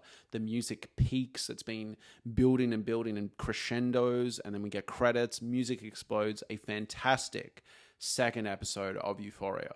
Hey everyone, sorry I had a big night last night and I got up, watched episode 3 of Euphoria and now I'm recording, so sorry if I look or sound a little crusty, but let's get into it. This is Kat's focused episode, if that makes sense. The intro opens with Rue narrating on behalf of Kat, so, it opens with Rue going into Kat's head. We find out, on the whole trip she went on when she was younger, she got hooked on virgin pina coladas. And again, there's an example of that like narration being flavored by Kat's perspective where, fucking hate pina coladas, those fucking stupid pina coladas. Like the way she talks about pina coladas and a bunch of other things are very much voiced in the way Kat would say it. But yeah, really effective pina colada montage. She refers to the island she was on as that stupid island. She gets home and the scene where she's put on a bunch of weight is a heartbreaking scene to watch. Not because I'm like, oh no, what a tragedy she's gained weight, but obviously just watching her feel like her world's coming down, crashing in on itself. And I think we've all had that moment, or at least a lot of us have had that moment where maybe our bodies change when we didn't expect it to, or, we've maybe put on weight or something's changed, right? And you're like, oh my God, I can't do anything about it. I'm just stuck with this. And I think this scene catches that really well. And on top of that, I think this scene very quickly conveys the emphasis and importance she placed on her relationship with that young boy, Daniel. And it does what I think the show does best, which is, even though at the end of the day, high school is just high school, and especially like primary school is just primary school, like watching this scene, it still feels like the end of the world. Like when she gets that breakup note, you're like, oh, poor thing. Even though in reality, like they were probably never going to get married, were they? But it's well done. It's dumb primary school drama, but it feels huge. Then we have this montage of Kat watching shows. She refers to them as like, these are real men. And I think there's a nice little through line of her binge watching these shows because she doesn't want to, socialize when people look at her this way, into writing like Wattpad fan fiction, into eventually becoming like a humiliatrix or a cam girl, right? I think the sort of like all these different not interpretations, but all these different sort of iterations of what she's doing as she gets older, I think is really well thought out in my opinion. I love that we get this like visualization of the Harry Styles fan fiction she wrote at one point, especially this whole like animated section that for some reason goes way too hard in the paint, like it absolutely looks beautiful and Labyrinth's score is popping off. And I'm just picturing Sam Levinson going up to Labyrinth being like, can you just write me the most beautiful score ever? And it's for Harry Styles and Louis Tomlinson sucking each other off. Thank you so much. Next, we see that Kat was getting a lot of love on that video that was dropped on the hub, and we get this transition into her filming a video on her own terms to post on the hub. And yes, I do acknowledge she's underage, so this is dealing with sticky, slimy territory, but I think the way the needle drop starts with the Drake song non-stop and the way it's framed as being really cool, I think does a really good job of framing it for us the way Kat sees it, the way Kat views it in this moment. Yes, obviously, this is highly, highly edgy material that is probably going to give anyone over the age of like 29 a heart attack. But I think there are multiple sections in this episode where Kat is doing something that at home we might find cringe or, disconcerting.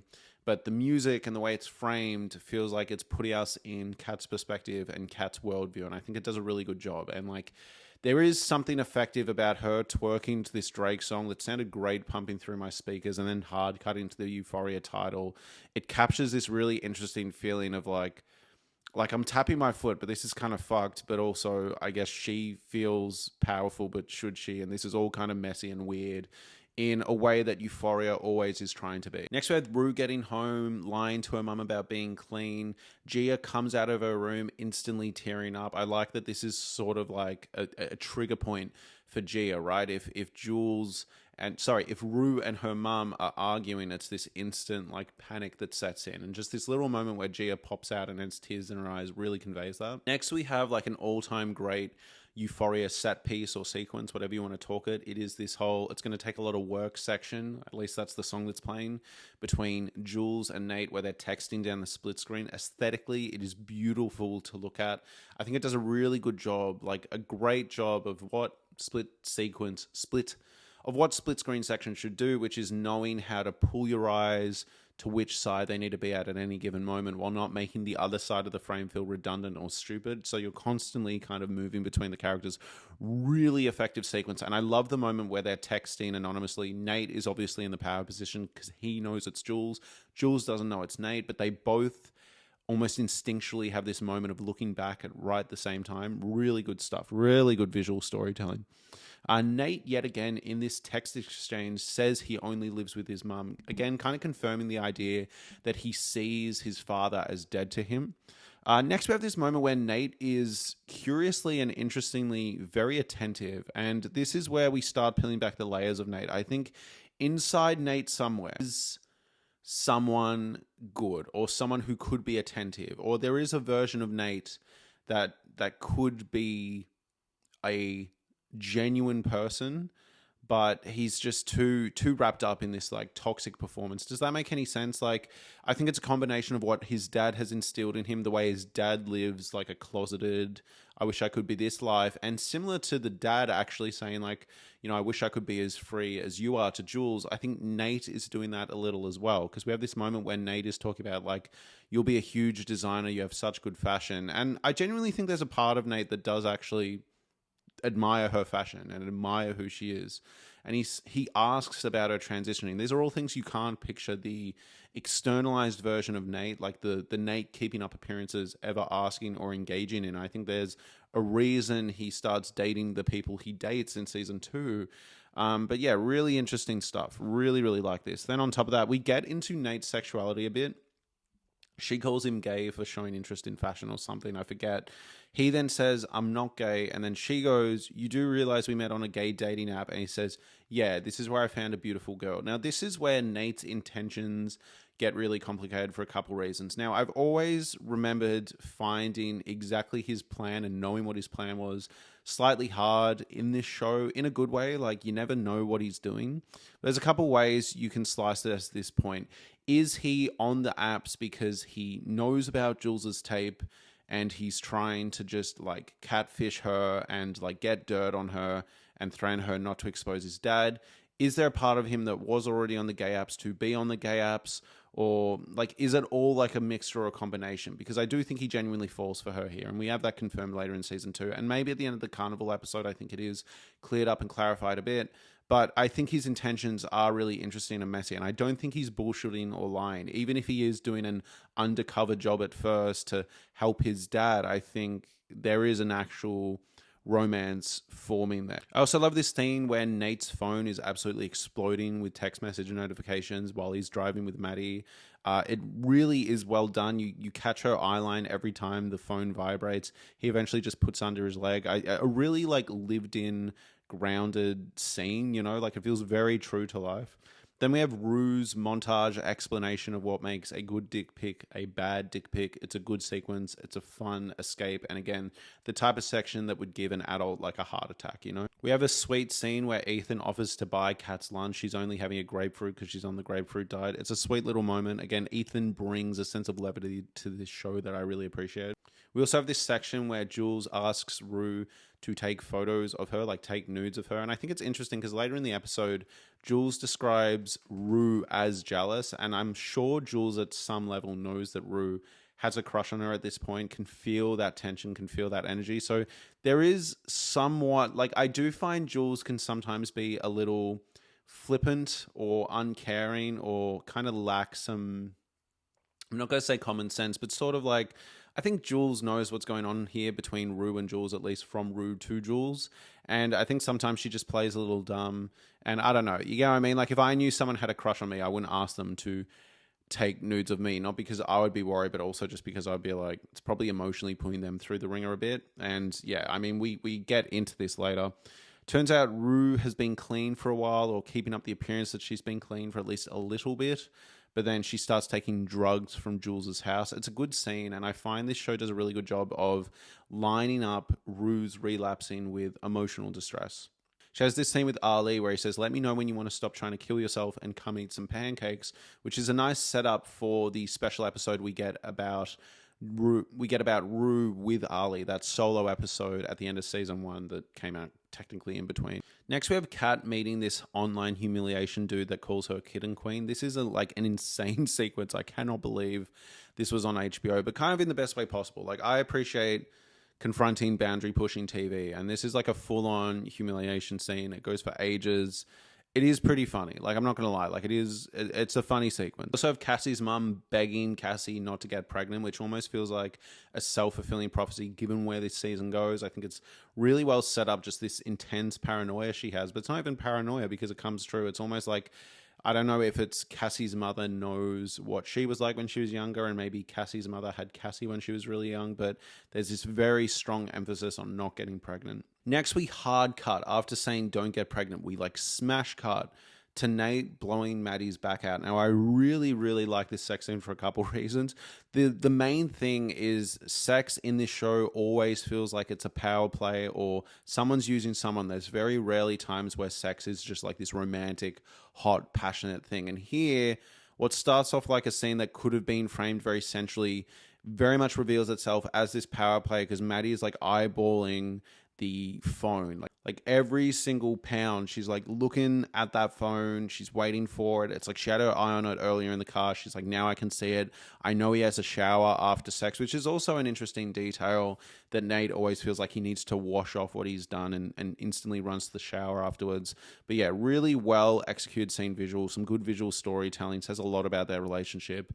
And yeah, interesting that Nate's sitting there being like, wow, that was amazing. And she's just like, yep, I need that phone. In his Photos app, we find out he has like 1 million dick pics, and it's a really interesting moment because there are dick pics that I feel like he was never going to send for himself. So there is a little bit of a question mark there. The obvious reason he has all the dick pics is because he was getting not his dick pics to send Jules. You know what I mean? He was finding other people's dick pics to send to Jules. However, there's like African-American dicks and like Latino dicks in there. Like there are dicks that would not be his according to the photos he has online, so I'm not sure if he got a little bi-curious there or what happened, but yeah, an interesting detail. Next we have this college party with Cassie and McKay. I love how well the intense vibe of college parties is executed. This show is already a very intense, uncomfortable show, and the college party feels even more intense and more extreme. They do a good job of actually making Cassie feel quite out of place, and we actually see a little bit of the naked hazing ritual that happens later in the season to McKay. We see a little bit of it where they like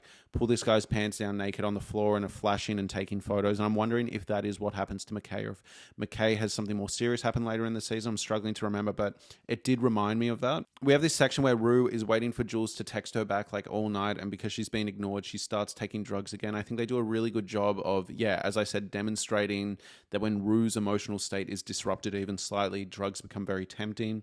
We have this chat about sexuality between Maddie and Kat, where Maddie is asking like, hey, like how much of sexuality is a spectrum?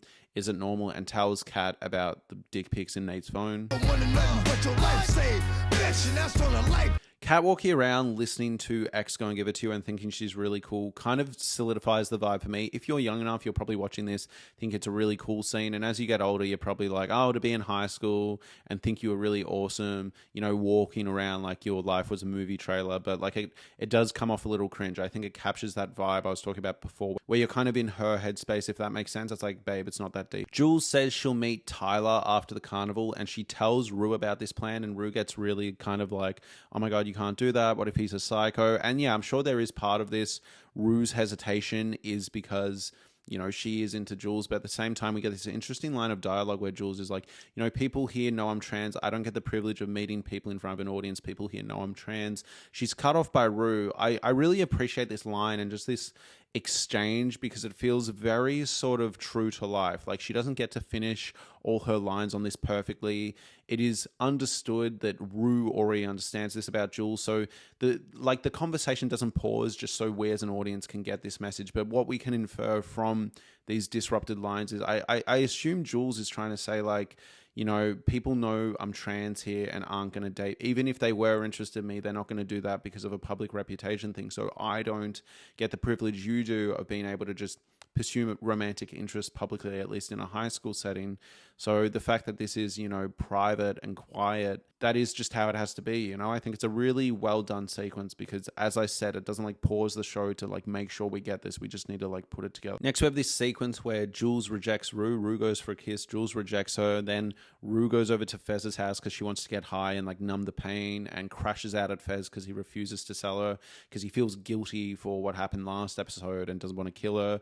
It's a really well done section. She gets really nasty. You know, she starts talking about how Fez is a dropout drug dealer and he's the one that did this to her. And again, like, just not a glamorization at all. I think the kind of criticism thrown at this show that it glamorizes any of this stuff is really unfair. And I think this really solidifies that. Like, this is an ugly scene that does not make drugs look cool. So yeah, all in all, a pretty good episode. I will say, compared to the first two, I had a lot less to say.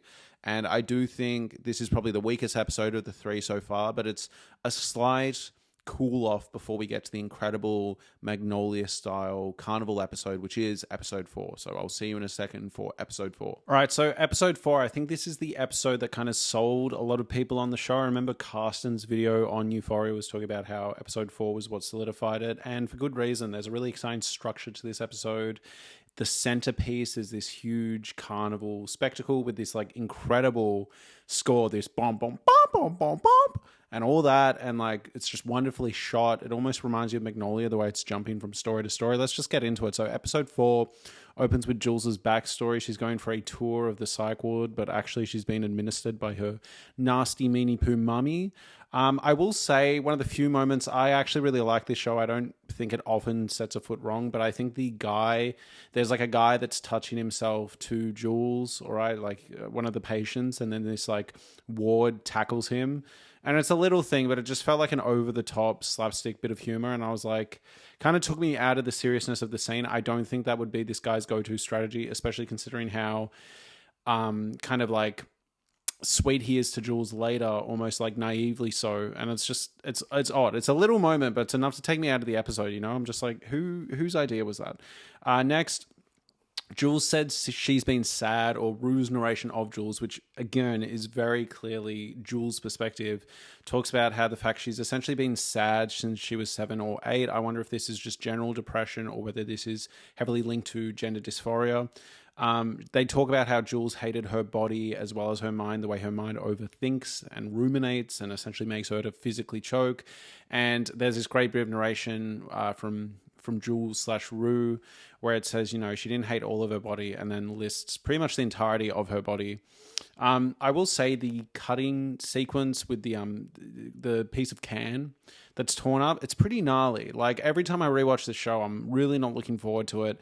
It's sad for the warden who gave her a little bit of, you know, grace, and then just for that to happen, it's pretty rough. But excellent young performance. You can hear like Jules's voice in this young actor. It's a really well done performance, and I again have to stress how good the younger and older acting is.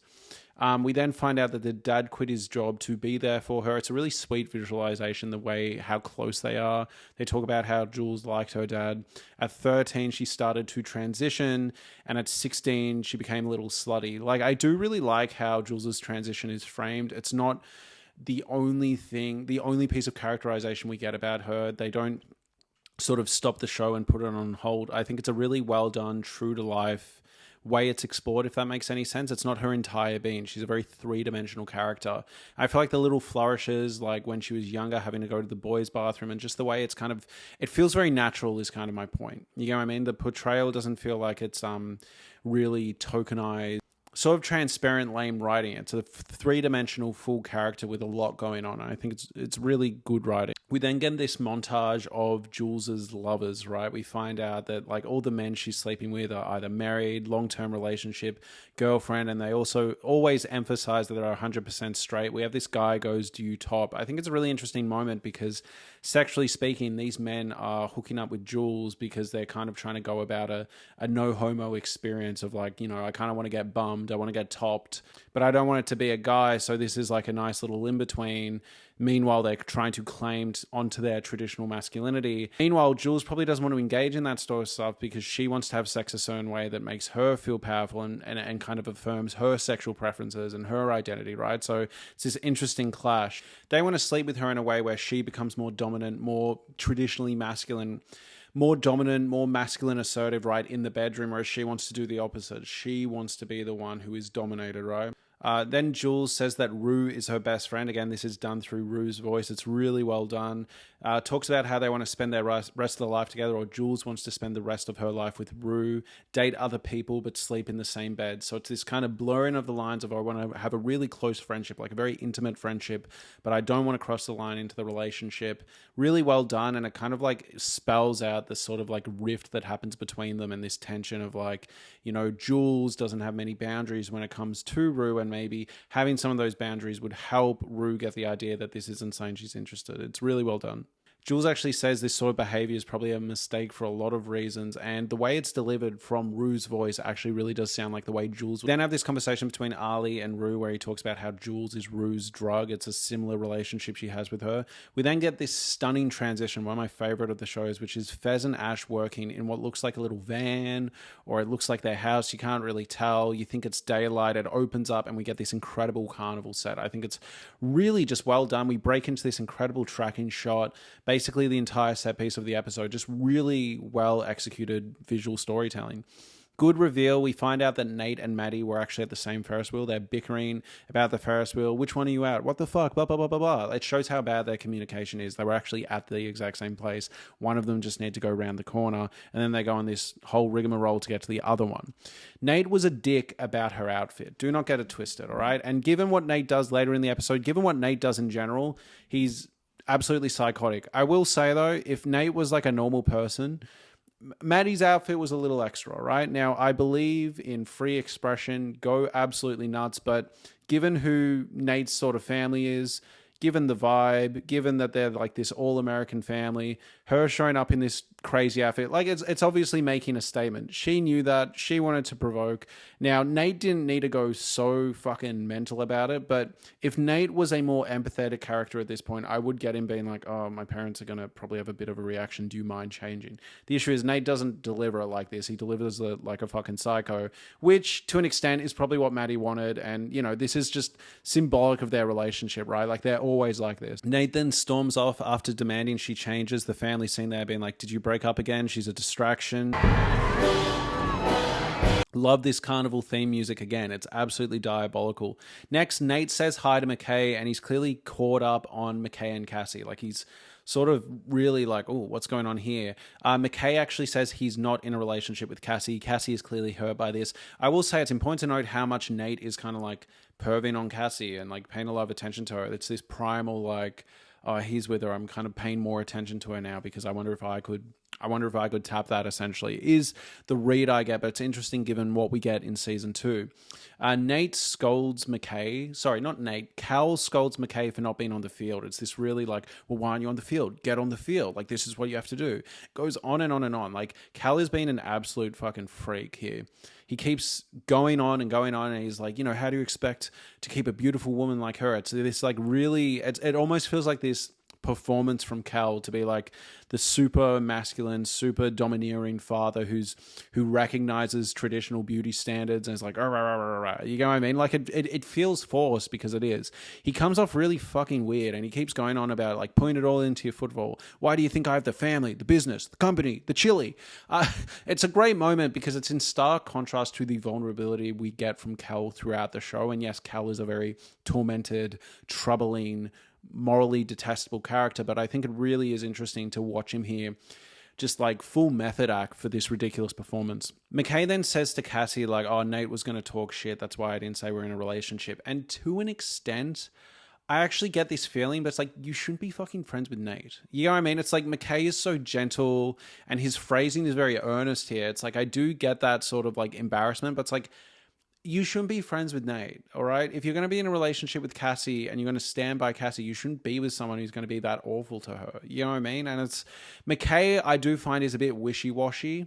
And I think he's got a really sweet vibe and a really sweet demeanor, but I think I think he needs to like grow a pair and work on some of this stuff. You know what I mean? I to an extent, like he almost should have taken Cal's advice and stood up to Nate there, alpha dogged him a bit. Because, yeah, it's like one thing to be like, oh, I'm really, it would be a completely different thing if he was being bullied. McKay was in like a low power rank and all these people were really, McKay felt really like outnumbered and people were like hanging shit on him and he just choked. But it's like, it's not choked. It's a continuous choice to be friends with Nate, who is always slut shaming Cassie and almost stopped you from hooking up with her in the first place. I love when Cassie suggests to Maddie going through Nate's phone, like this is like insane advice that like people haven't thought of. And Maddie's like, bitch, you're my soulmate. It's like, oh my God. It's like given these unhinged relationships, given Nate and Maddie and how toxic they are, I would have thought snooping each other's phone was like a foundational practice in their relationship. I love Jules saying that the chili guy is the guy from the motel and like Rue is like, no way, no fucking way, that's Nate's dad, and it keeps going and going, and Jules is genuinely struck. I do think it's interesting, Jules' relationship with Cal in this moment where she's sort of sitting there. She isn't going like, that's the guy who assaulted me or that's the guy that was really nasty in the hotel room. It does show that she frames it as a consensual but unpleasant sexual encounter. The fact that she's just like, holy shit, that's Nate's dad, no fucking way. Like she does just seem kind of like struck by the small world she's living in. When Jules goes over, of course, Cal is super weird about it. His hand is shaking, and again, there's like a little bit of weird empathy you get here. I find Cal's performance in this episode really fascinating because he'll go from like alpha head dingus to these moments where it's like this guy that's clearly been acting in ways that he's ashamed of and he's scared of being outed for his freaky sexual preferences and maybe or his fluid sexuality, and it's like this guy breaking under the pressure of what he's built. He then drops the chili.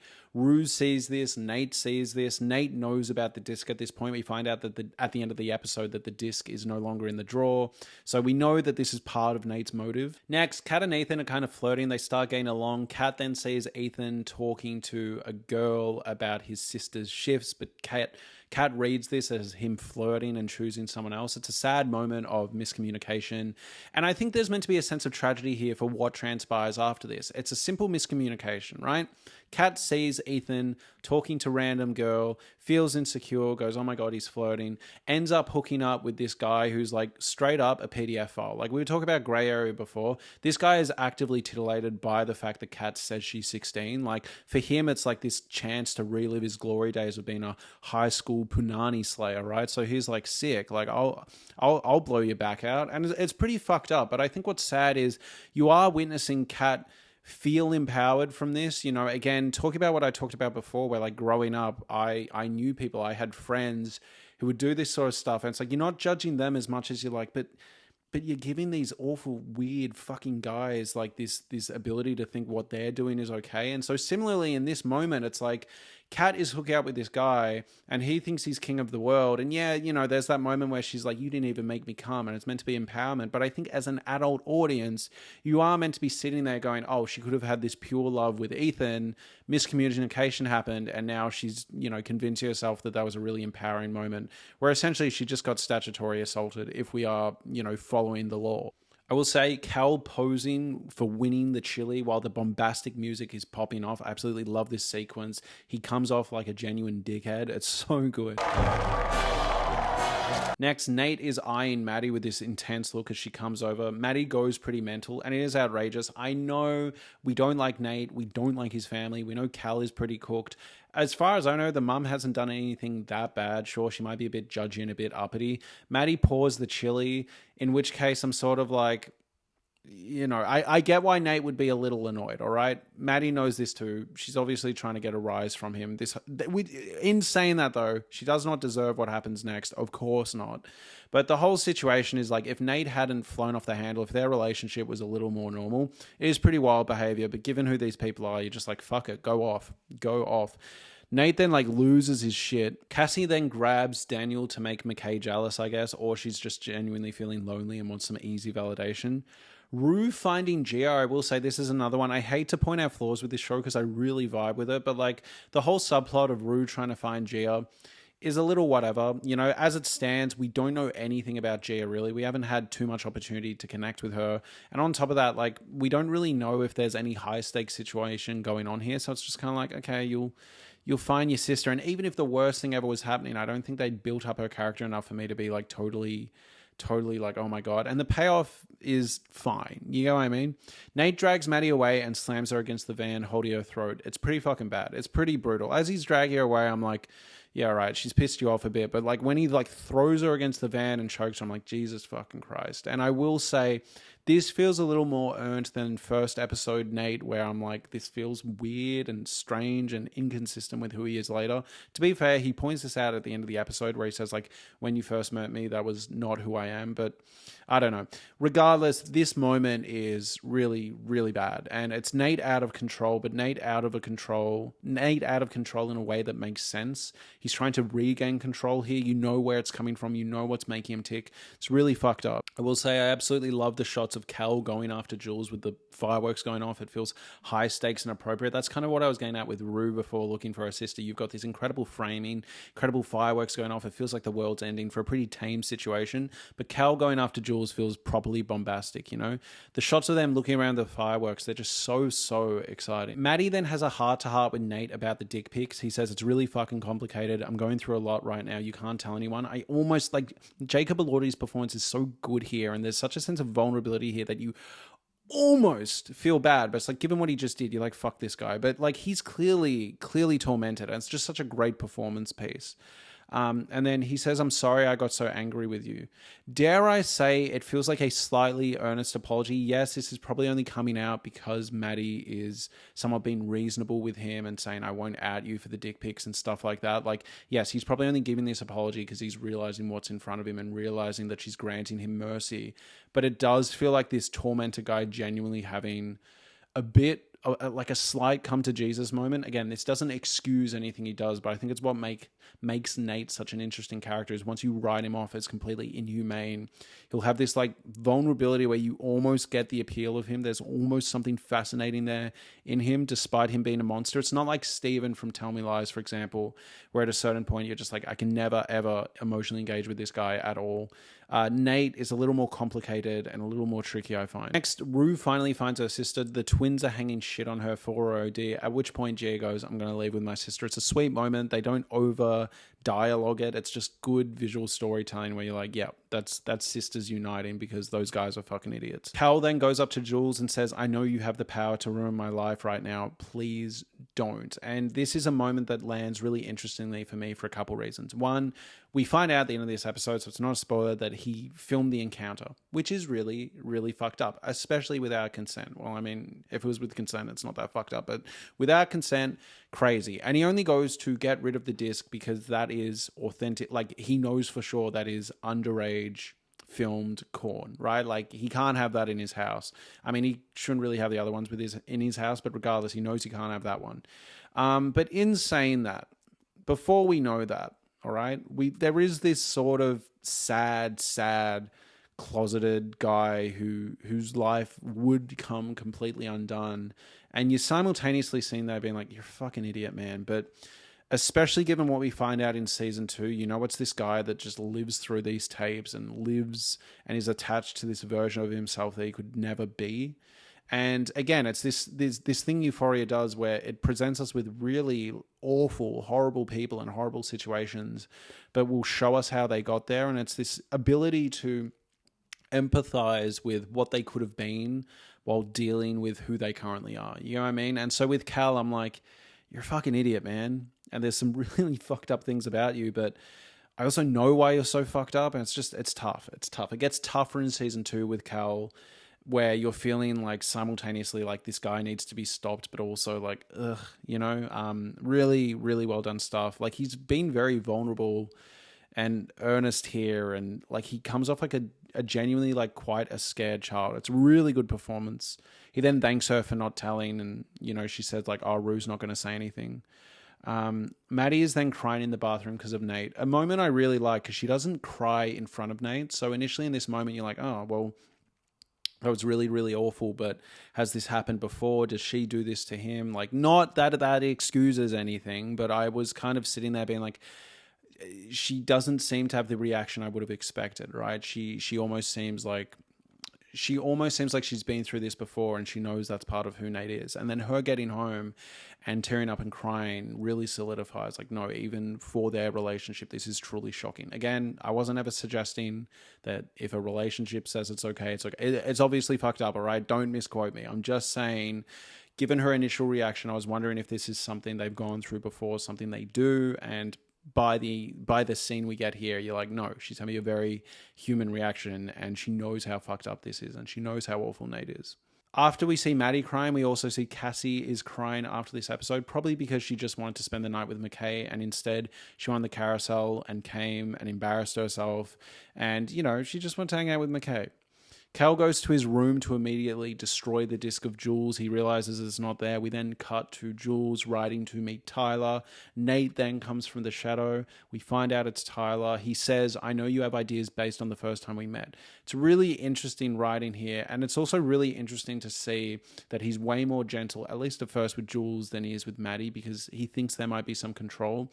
It's interesting. He's genuinely vulnerable with Jules in this scene. He talks about, I'm closer to you than I ever have been with anyone. He goes to kiss her and then she stops the kiss and then says, I don't trust you, which he says, I don't trust you either. He then turns on her, right? I think if the kiss had gone down better, he wouldn't have done this, but he turns on her because he realizes he can't fully control her, right? And it's not going to be this mutual, like, I think he was hoping for there to actually be something sweet there. And then when he realized this is going to be more complicated, he went into full gaslight, gatekeep, girl boss, control mode. You know what I mean? So from there, we then get the Nate I kind of know, where he goes, over the past few weeks, you've made and distributed child corn. I've compiled all of this as well as an IP address. I'm gonna charge you, essentially. I'm gonna get you in trouble for distributing child corn, especially because it's from an account that doesn't exist. I can get away with it. It's a similar approach to what he did to Tyler. He talks about how she'll have no more college prospects. It'll be difficult to find a job. You'll be treated like an animal. Like, it's rehearsed. It feels like he's really thought about this. He says, don't try to ruin my life and I won't have to ruin yours. Now, this is interesting, all right? Because at this point, the show hasn't clearly spelled out what Nate is doing. I do think Nate built a genuine, earnest relationship with Jules. We didn't know prior to this that Nate had the disc to Jules. So we were sort of sitting there being like, okay, he's doing something, but I don't know what he's doing. And then it's like, is it this weird Freudian obsession he has with Jules? What's going on? And it's kind of a mixture of all of them, right? There is a chance he was on Grindr because he was exploring his sexuality, but not really. I think he was there. Now that we all have the pieces, I think he was there to go on this scheme to blackmail Jules to not out his dad, right? He's trying to protect his dad. And we really just get this clarified in season 2 in the conversation he has with her. But again, like, I appreciate that they don't spell this out completely, if that makes sense. Like, yes, you can kind of piece it together. But again, when he says, don't try to ruin my life, he doesn't say, don't try to ruin my dad's life. He says, don't try to ruin my life. And that's what I find interesting, because either his identity is so linked to his father's life, or he is worried that Jules is going to be like, Nate was on a gay dating site. Nate sent me dick pics. Nate's sexuality might be weird. And this is reaffirmed by the fact that Jules says, you know what I think? I think you're a F slur, just like your daddy. And it's this interesting moment where I think he then freaks out because that is part of it. I think it's a mixture of all of it. I don't want people knowing I'm on the gay sites. I don't want people, even if he has an explanation that isn't necessarily gay and is because he was scheming, he doesn't want people knowing about his dad. He doesn't want people asking more questions about him because maybe there are aspects of him where he is a little confused. And on top of that, maybe he doesn't want people knowing that he was genuinely into Jules and tried to kiss her. Like, maybe that is also it, similar to what Jules said a couple episodes where she said she doesn't have the luxury of just like dating openly in high school. I think it's all of it mixed around, and thankfully the show doesn't over explain it. You're just meant to sit there and go, okay, like, what's he got to lose? And I think the following line, the following line, I think you're an F slur just like your daddy, kind of throws it all into question. It is about the dad. It is about sexuality. It is about ego. It is about pride. It's about all of it. And then finally, Jules gets home and says he didn't look like his picture in reference to Nate and starts crying. She can't tell Rue Rue and Jules start kissing in this really beautifully edited montage. Overall, fantastic episode, real good. Love this show. Took a week off because I was getting boned at the Bone Temple. I know this is like all out of order and I'm filming this over a couple of weeks. So that's your time reference for when I was filming this. 28 years later, the Bone Temple just came out. And now we're going to go to episode 5. All right, so episode 5 begins. This episode 5 character intro is all about Maddie. We find out that Maddie loves pageantry. She mentions that all of pageantry is about confidence. So the monologue, which again is from Rue's voice, is talking about how like it doesn't matter if you're white or rich, it's all about confidence. I think this is a nice little tie-in to the quote that almost went viral in season 2, where Maddie says, you know, the thing about confidence is no one knows if it's real or not. No one knows if you're faking it or not, so just do it. Then we find out that she had to leave pageantry behind because there was a 50-year-old sexual predator in their midst, and as a result, you know, her mum didn't want her doing pageantry anymore. And while she was at home, she realized she kind of liked doing nothing. She got obsessed with essentially becoming a tradwife, a housewife, not really doing too much, not even like doing the housework or anything, just sitting around with a rich husband and getting your nails done. I really love this moment where Rue says, you know, it's a bad thing to say because everything's so political right now. You can picture Maddie saying it, and again ties into that idea that Rue's narration is almost stepping into the subconscious of these people that the narration is about. We also get some insight into Nate in this intro. We find out that at first he was a gentleman. He was smarter than most guys. I find this little character beat interesting, right? Because I do think Nate is smart. We see throughout this episode, like, yes, he acts on impulse and he does very dumb things, but we see throughout this episode that he knows when to act like a child. He knows when to act like an adult. He knows when to say things, when not to say things. I think this character insight is really interesting. You know, we find out that she didn't tell the truth about being a virgin. We also find out that she's sleeping with guys pretty much every time they go on break, and even that feels like a bit of a grey area that it might not have been when they were on break. I also like this quote where she says when she was 14, she met a 40-year-old guy, and in retrospect, it might seem weird, but it really wasn't because she was the one in control. I've seen people take this and share it all over Twitter and X and be like, cancel Sam Levinson, cancel this show. This is very clearly meant to be a flawed viewpoint. This is meant to be the way a naive child looks back on this experience. One day that viewpoint is going to change. You're meant to be unsettled, all right? It's not an accurate description of what happened. It's statutory rape, right? It's terrible. But Maddie, you know, at this age and with her sense of naivety, thinks this was like a cool thing to do, thinks this made her like powerful, thinks it was a sexy thing to do. It's obviously not. And even that narration is meant to land as some serious cope from Maddie. We then hear how Maddie sees Nate and her relationship. You know, she says that Nate doesn't want a person. He wants something that he can control and possess. You know, that's what men want. And then we get into this whole casino comparison where she says, but the thing with casino is the woman was actually running a game on him. We find out that Maddie watched Korn and learned all these tricks and makes her man feel powerful and sexy, because when they feel powerful and in control and sexy, they'll buy you a bunch of shit. I also really like this quote where she said she used to think about punching Nate, but she's worried he would hit him back because he's struggling with his sexuality. That's a root of a lot of violence for a lot of guys. Especially because he was coming to terms with his sexuality. It's like the root of a lot of violence. This is a simplification. This is obviously drenched in naivety and also just like kind of, it comes out as like a dumb thing to say. It's not that, you know, there is a sense of when men are hiding parts of themselves. There are some men that, you know, have internalized homophobia or whatever they're dealing with that might turn to violence. But the way it's said, the way it's written just feels incredibly dismissive and generalizing. And I think intentionally so, right? This does sound how like Maddie would see this situation. And it also, it reads very transparently as Maddie trying to simplify their issues down to one cause that she's completely separate to. You know what I mean? I think it's easier to just go, well, that's over there and I'm over here. Again, I'm not saying that she is to be blamed for what Nate did to her, but you can see this sort of separation and distance she's making in this quote, if that makes sense. And again, like, we don't need to have a bunch of empathy for Nate Jacobs, but it is a very dismissive, strange quote. The next, Cal gets called in from his job site. Cal and Marsha arrive at school because Nate's in trouble. I love this moment where Cal gets in and he starts vomiting because he's obviously scared he's been caught about Jules. You know, he's scared to be in the school premises where Jules is. It's a great moment. Then we get this backstory about how Maddie had been hiding the bruises. She put 3 hours of makeup on. She'd been in a hoodie all day. And on top of that, she was on her period. She hadn't had anything to drink. She hadn't had anything to eat. So yeah, she gets caught straight away. I love this montage where the principal's trying to get to the bottom of it, and you start start seeing how rumors in school spread and how this story around Nate's sexuality is spreading. You know, Barbara, Vape Girl, randomly says that, you know, Nate is gay. That's why he attacked Maddie. And the principal's like, okay, like, be serious. And she's like, no, like, he's really gay. And throughout this episode, you see how this little tidbit of information that Cassie got a hold to is just running wild around the school. Barbara then says that Nate saw Maddie in the pool and that's why he like tried to attack Jules. Jules gets called in and denies because obviously she is under Nate's thumb at this point. Nate's ushered away by the cops. Cassie asks what's going on, and then Lexi says, oh, you know, Nate tried to kill Maddie because Maddie found gay porn on his phone. And Cassie's like, oh my God, where'd you hear this? And she's like, you told me. And it's like, clearly Cassie has been spreading this around. But again, I love the way the story has been misappropriated and recontextualized and like distorted as it's spread around. We have this interaction between Ethan and Kat. I really like this scene, right? Because he's asking, did you get my text? She's saying no. And it feels very childish and young and youthful, the interaction between Kat and Ethan. And then hard cut, she's having sex with that guy from the previous episode with the big schlong or whatever.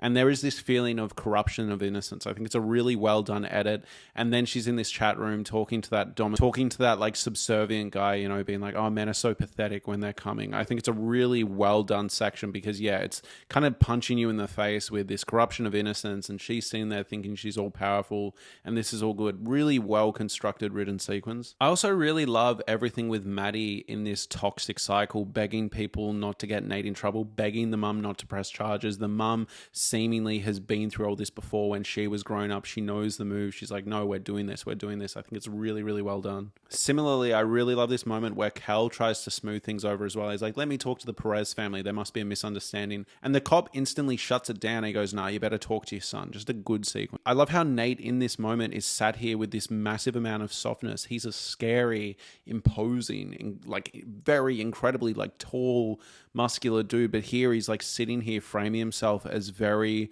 soft and scared and boyish, and it's something that Nate can turn on when he wants to. I think it's really well done and a very good physical performance from Nate. You know, then Cal starts questioning Nate. He says, did you do it? Nate says, not really. Then he says, did you admit to it? And then Nate says, no. This is confirmation that Cal knows Nate did this shit. I also really like that when Nate says no the second time to did you admit to it, Cal seems proud he didn't admit it. Nate gives this look to say that he did do it, but then says, no, he didn't do it to Cal. And I think both of them know that Nate's lying. Obviously, Nate knows he's lying, but it's just a well-done sequence where you can tell Cal is simultaneously horrified at what his son's become, but proud. He's trying to, like, carry himself this way, you know? We have this really interesting moment where Cal says to him, you know, stay composed, don't get angry, don't make a scene, leave with your head held high. I will walk out behind you. And it's actually a very sweet, caring moment from Cal. Yeah, it's laced in this fucked up situation. Obviously, Cal is not doing the right thing here by standing by his son, who he knows did this awful thing. But a weirdly supportive and sweet parent shines through in this moment is kind of my point. And it's like, can you imagine if this came at a more important time in Nate's development?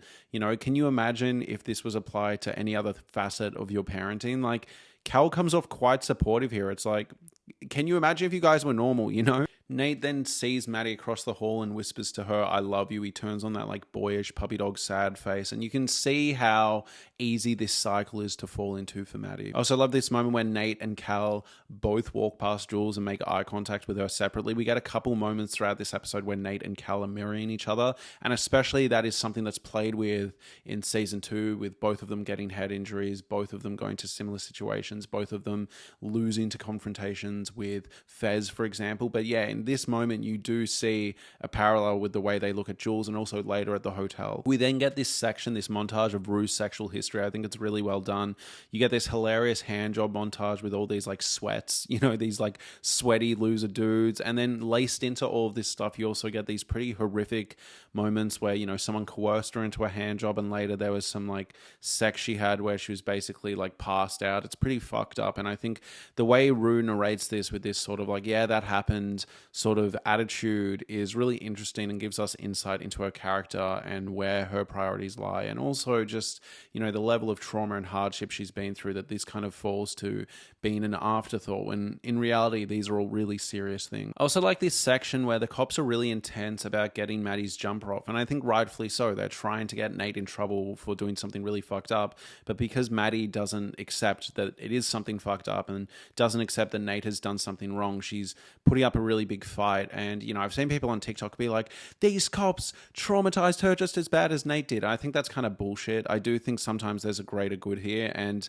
maybe they could have been more gentle, but given how the scene starts and the level at which Maddie is at, I'm sort of sitting there being like, yeah, it's tough, and obviously we don't like cops. Cops are known to use excessive force, but I do think this situation is a pretty tough one, and I do think they are actually trying to do, at least the female cop is trying to do the best for Maddie. I think that's kind of given when she's seen there afterwards being like, this guy might say he loves you, but he doesn't. And I think given how scary Maddie would find this situation and how confrontational the cops come off, like you would be seen there being like, I just want to go back to Nate. At least I know who this person is. I think all of this stuff is really well done. You are meant to be sitting there with conflicted thoughts being like, God, this must be scary for Maddie. But I also think Maddie at the same time, Maddie is up for a fight. And I've always found Maddie's character super interesting. You know what I mean? Even in season 2, we see some of the stuff she does to fellow classmates and other children and stuff. And she could be in Nate's position if any of those people press charges. So I do find the way the show plays with our empathy for Maddie and all, framing her as a victim, framing her as confrontational, all of that stuff really well done. And I think when you're meant to feel for her, you do. And when you're meant to fear her, you do as well. Really like the interaction with the female cop saying the person that did this doesn't love you. I know it's not what you want to hear, but he doesn't. And the photos of the bruises look fucking terrible, all right? So this is a moment where it's like, yeah, that process of getting those photos done would have been awful, and maybe they could have been a little more patient. But at the same time, I'm like, you see the bruises and you're like, I get why they're taking this so seriously. Far more seriously than Maddie was. Nate's then brought into questioning. He says that he grabbed her, he didn't choke her. Then he says he doesn't want to get her in trouble, but she'd taken a lot of drugs. Again, Nate knows exactly what he's saying, exactly what he's doing. He already has this plan to pin it on Tyler, all right? So even though Nate might be coming off here as a bit boyish and innocent, he knows what he's doing. Nate then says he knows for a fact that she's been with other guys and kind of says, it doesn't matter. He's clearly getting ready to drop this plan to pin it on Tyler. It's an awful situation. We then have this montage where Nate is suspended. Maddie is in the classroom watching abuse videos, videos about if you're in an abusive relationship, and she's, basically not engaging at all. Everyone's looking at her. She's looking away from them. She's in complete denial that this is her, all right? What she's seen on the screen, she cannot resonate with. I really love this scene between Jules and her dad where Jules's dad is asking if Rue and Jules are a thing. He's asking, maybe we could all go to dinner together. And initially, Jules is being really rude to her dad, but he knows how to bring her on side and kind of like get into his daughter inside, He's a really lovely dad. And then he asks, is Rue still going to meetings? And Jules says yes. And then he says, that's so great. Like, you're a really good influence. It's a sweet moment. The dad doesn't come off very judgy at all about Rue's drug addiction, and he's supportive of both Jules and Rue. He's just a sweet guy, and it's a nice moment of levity in such a drab, serious, depressing show. We then see Cassie telling McKay about the photos of dicks on Nate's phone, and then finally Maddie and Cassie have this argument where Maddie is like, stop telling people or I'm gonna murder you or something. I don't know if your brain is all scrambled from like all the Molly you take, but I never said that. We then see that Maddie has sent over 270 messages to Nate. Nate hasn't replied. Maddie's then taking it out on her parents, saying that they're not in love. They don't know love the way she does. It's a very good representation of how people in these abusive relationships see the world. And, she says, we'd kill for each other. That's way more passion than you guys have. It's fucked. It's awful. I do really love this moment where Maddie calls Kat sobbing and crying. Like, if I got a call like this, whatever I'm doing within reason, unless I was like literally in an emergency situation myself, I would drop and see my friend. Like, Maddie sounds like she might be on the brink. She might be on the brink of taking her own life or something. And Kat is completely dismissive in this moment just so she can give this random loser a blowjob. I think it's a really well done section. And I think in some sense, Maddie then does self-destruct, right? Because Kat didn't take the call. She goes and hangs out with Nate. I love this moment where Cal is meeting in the hotel room with this gay guy who has this like shaved hair on one side, long blonde hair on the other side, right? And it's just completely different worlds. You know, Cal is in the closet. He's a closeted gay man, and this guy is completely out. He's like twerking to some hip hop song, and like Cal can't even register it. Cal offers him champagne. Cal has been a weirdly good host. He's trying to connect with this guy, and they have this long discussion where Cal's just kind of, you know, being a therapy patient, you know, and he's talking about like, oh, Cal says he's had a really long week. He then says, you know, do you think this stuff that we do affects our kids? You know, even if they don't know what we're doing, do you think on a subconscious level it's affecting them? And he says, you know, do you think hiding who we are creates the same thing in them? It's these moments where Cal is really, he's actually kind of horrified at what Nate has done. He's thinking this violence is coming from somewhere, you know, on a subconscious level. Nate was raised by me and doesn't know my dark secrets, but he's felt them. And yes, Cal doesn't know what Nate has actually seen, but it's almost, Cal is suggesting that whether he's seen evidence or not, he's feeling it on a subconscious level, and he's acting out and he's doing these awful things. And it's interesting because Cal will never admit to Marsha, Cal will never admit to Nate or the Perez family or anyone in public. Similar to his sexuality, Cal will never sit there and say, hey, Nate did a really fucked up thing to Maddie. Nate did a really fucked up thing to his daughter. But behind closed rooms, in the same place where he can be open and out, you know, sexually, he's also having a moment of like, you know, Nate did a really fucked up, dark, violent thing. And I think that's coming from my secrets and the burden I've had on this family, and the fact that they feel this disconnect on a conscious or subconscious level. I think it's a really beautifully done, well-written scene where I simultaneously have empathy for Cal, but I'm also like, dude, you need to step up to the plate. But it's this hard moment where if Cal stepped up to the plate and tried to be a good dad and then found out that Nate's seen all his shit, and I think at this point, like, Cal does know that the disc about Jules is missing. He does know that, so he must suspect maybe Nate has it. Maybe that's why he was so panicked when he got to the school. But all of this is just really well done. You know, he talks about he can see this anger and this rage in his kids. Obviously Nate, but yeah. I also love this moment where Maddie is like an addict to Nate. She gets excited when she downloads the like anonymous messaging app or whatever, the encrypted messaging app. She's like a smack addict. Like she's sitting there going like, yes, yes, yes. And she's like shaking her hand and her head and her face. It's a really well done performance moment from Maddie. She seems genuinely unhinged. I also love this moment as Cal is leaving the apartments or the hotel rooms, whatever they are, as he's leaving in his truck. Nate's truck pulls in, and maybe they both see each other's truck for a second. It seems like Cal actually cuts away to go a different direction. But I just love this idea that as one is leaving the hotel, the other one's showing up. It's this like father, like son visual thing. And like, if you're just like loosely watching the movie half on your phone, you might miss that. Or you might just think it's a smooth transition, but it's so well done. It's really well done. Nate then passes the guy that Cal was just with on the stairs. And then finally Nate meets Maddie. I love that the title of this episode was Bonnie and Clyde, and it very much feels like that. I mean, at least Maddie thinks they're in this mutual, exciting life of crime and deceit, but it's like, babe, like, you did get abused. Like, Nate treats you like shit. Anyways, really good episode. Really, really solid episode. This is like Euphoria at its peak, you know? All right, so Euphoria Season 1, Episode 6. This opens with the McKay intro, the incredible music. I love the music that's going on with McKay's opening training sequence when he's a younger kid. We find out that this whole training sequence is actually happening before a normal training session, before a practice. This is his dad doing private training beforehand. We very much get a sense early on how domineering this father is and how much McKay doesn't want to disappoint his father and how there is almost no room to do so. From there, I will say I think the football scenes themselves are wonderful. We have a dialogue between McKay and his father about the dad saying, don't get emotional. There's a point where McKay, as a youngster, has a fight with another kid, and he goes to say to his dad, like, but dad, they called me what I assume is the N-word. And the dad goes, yeah, they're only doing that because they want to rise from you. Don't show emotion. This pays off dividends, at least emotionally, on a writing level later in the episode. I really love this sort of like Rue narration where we find out that, you know, he begins to imagine life in NFL when he gets drafted or he gets accepted into a college, right? And it's talking about how he's smarter than other footballers, who's having these like daydream power fantasies about how he would invest his money well. I think it's a very relatable. Like, I remember when I was younger, you know, I was a singer, for example, and I used to sit there all day being like, oh, one day I'm going to do that. I'm going to be smarter than all these other celebrities and everyone's going to be, you know, like it's a very relatable, and I think the writing here feels very, very lived in. And I love this moment where he gets to college and he talks about, like, the narration talks about the fact that he realized he wasn't as good as he thought he is. Everyone else is also really good, if not better. Again, this is like a moment I sort of had where then I went to like a talent competition. I'm like, damn, these people are like really good. Like, fuck. McKay's sitting there in class trying to do the math of him going pro. Like, it's a bummer, man. There's also this interesting line of dialogue where, again, it's Rue's narration, but their inner thoughts, it seems. McKay seems to be pissed about Cassie's previous nudes and sexual exploits being so easily accessible, and just the fact that she's filming it in general. This is obvious hypocrisy because McKay was willing to be like, hey, Cassie, send me nudes, and it's okay when it's to him. Again, like the show said, we should be blaming the people that leak this sort of stuff.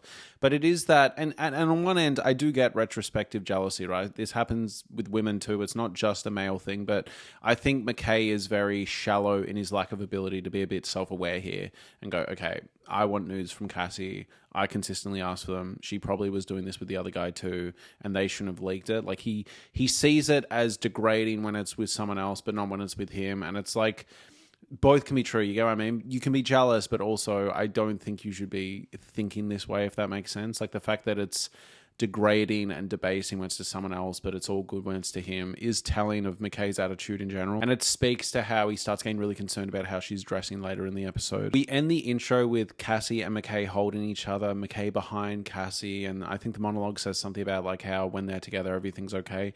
This actually, hot take, made me anticipate season 2. Season 2 is such a dark, sad version of events that happens to particularly Cassie, and also just like McKay and Cassie feel like an afterthought in a way that I think is captured here on retrospect. Like rewatching this show, it almost feels like this tragic thing when you're in high school, these romances feel like they're going to be your whole life. You know, you feel really powerful in them, and you're thinking, 10, 20 years ahead.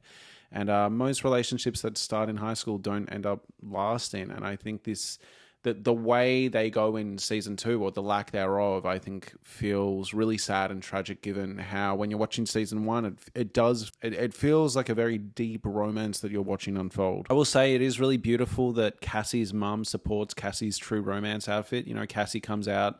There's no other way to say this. Like, yiddies are on display, right? And, Cassie's mum is just like, fuck yeah, daughter, you look amazing. I thought that was like a nice, positive parenting moment, in my opinion. I actually really like Cassie's mum. I think a lot of people on Reddit have been harsh, but I'm starting to realize like maybe I should just stay off Reddit. You know what I mean? They make you overthink everything, and your basic morals and ethics and nuance just go out the window. Like, no, I think Cassie's mum is sweet. And McKay then says to Cassie that if they go to the party and she looks like that, he's never going to hear the end of it. And on one end, it's interesting, right? Because I know some of you are going to be ready to call me out in the comments. The reason I was somewhat, if Nate was a normal person, somewhat understanding of him being like, hey, you're meeting my family, Maddie, maybe don't wear something that intense. Maddie was wearing something crazy, all right? Like, crazy good. Like, she looked awesome. And if they were at a party, 100% get it. But in terms of, like, I did have some understanding of Nate if he wanted to get photos with her at, like, the chili cook-off. You know what I mean? Or, like, meet my really conservative family. There's some level of understanding I could apply despite how Nate reacted. The issue here, though, is with McKay, it's like, dude, you've been attracted to her. You've loved her outfits this whole time. She's kind of always dressed with the yiddies on display. And I don't know, it just feels really weird to tell her to dress down, especially when it's a costume too. It's not like they were going to like a fancy restaurant and she came in like a brassiere or something, like genuinely, for the life of me, I don't think this would have been worth it. I don't think this is worth it. I don't know how insecure you have to be to really talk her out of this. It was crazy. Like, I was actually like, McKay, you're fumbling. Don't do this. And we see him fumble. Like, the fact that he's so conservative here and judgy and rude directly essentially propels her into the hands of Daniel, who is the worst guy ever. And of course, Daniel loves the outfit. He's seen that, but like, you're so beautiful. And of course, he's an even worse side of the coin where, I mean, his outburst at her later in the episode is disgusting. Rue is sober, which is good to see. It's always nice to see Rue sober. We even get a bit more of that in season 2. It is always nice to see Rue sober, but I will say, I think Rue is being a bit judgy of Jules's drinking here. It was actually kind of giving me the shits. I get it. Maybe on one end, you can be like, oh, Jules should be more sensitive to Rue's struggles, but God forbid Jules wants to let loose. Especially, we find out this is because Nate blackmailed her. I'm like, Rue, chill. Like, I don't know, man. She felt like the FBI here. And even with her sister, even though I was rooting for her initially, I just found Rue in this episode a little overbearing, maybe even projecting her own struggles with substance abuse on other people. I don't know if that's a misread or not, but at a certain point I was just like, okay, like, Jules is drunk. leave it. Like, why are you being so... It felt like jealousy and a bit of a resentment, and yeah, I didn't like it. Find out that Nate has been temporarily expelled from the school. We have this incredible scene where he goes to the restaurant, and I don't know how many of you have seen American Crime Story, the O.J. Simpson season, but it reminds me of when O.J. is free and O.J. is cleared as innocent, but then tries to go to restaurants and everyone doesn't want him there. Nate's going to these... I mean, Nate isn't proven innocent at this point, but Nate's going to restaurants and they don't want him there. It's really awkward. It's well done. I also love this little detail. Cal orders the brother, or says to the brother of Nate, like, oh, you'll probably want mac and mash, right? Macaroni and cheese and mashed potato. And says, Nate, how about you? And Nate says, no, I'll just have the broccoli. I think it's just an interesting, nice little detail with Nate. I think he is a very narcissistic, borderline American psycho, sociopathy guy. And the fact that he'd go out to a restaurant just to eat broccoli, I don't know. It's a good little character detail. You know what I mean? As someone who has been on the getting shredded grind before and everything, I was just like, it jumped out to me. I'm like, okay.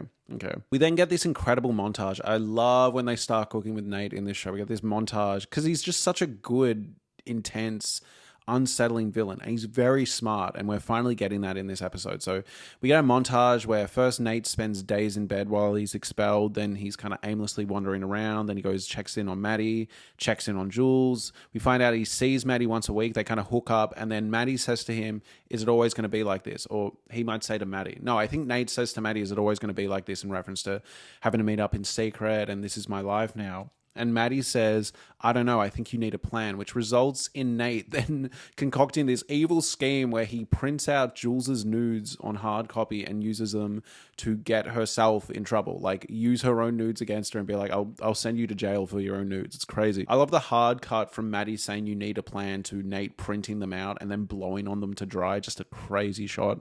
And I will also say, I love the smash cut from the nudes of Jules to Jules partying at the party. All right, first off, we find out later in the day that the reason she's drunk and partying this way is because the night before Nate had blackmailed her. Again, this show is playing with time in a really interesting way. I don't find it hard to keep up. I remember I had a friend who watched this who was like, the show's bullshit, it's impossible to keep up, the editing's confusing. I find it exciting. You'll be watching something thinking they're happening at the same time, and then it'll be like, actually that was the night before, and you're like, oh, okay, cool. And then you go back and you're like, all right, nice. I really find it rewarding. But I will say, I mentioned earlier in the video that cut from Cassie's leaked sex tape to Cassie looking pleasant and nice, and it feels like you've kind of invaded her privacy a bit and seen something you shouldn't. I think this one is evoking a similar feeling, right? You're watching Nate do this dastardly plan, and you're seeing these vulnerable nudes of Jules, and then hard cut to her boogieing along. Now, initially this landed as a moment where Jules is innocently partying and doesn't know what's going on, but again, now that I'm talking it out, you do realize later that actually she already knew at this point. But yeah, a good example of why non-linear editing and non-linear storytelling can actually work to a show's benefit. I get an emotional punch that I wouldn't have got otherwise, knowing what was going on already. Does that make sense? Ethan goes up to Kat and tries to talk to her about the carnival and like, why aren't you talking to me? And I don't know, man, she's fucking nasty. Like, she's really mean. She's like, oh, you know, like you're just trying to fuck me. Oh, what does she say? You know, she's just like mean. She just keeps saying really mean stuff, being like, go away, you have zero chance with me, etc., etc. There's zero chance we date unless you just want to fuck, blah, blah, blah, blah, blah. This to me makes it feel like, you know, how she is in season 2 isn't that out of character, isn't a total character assassination.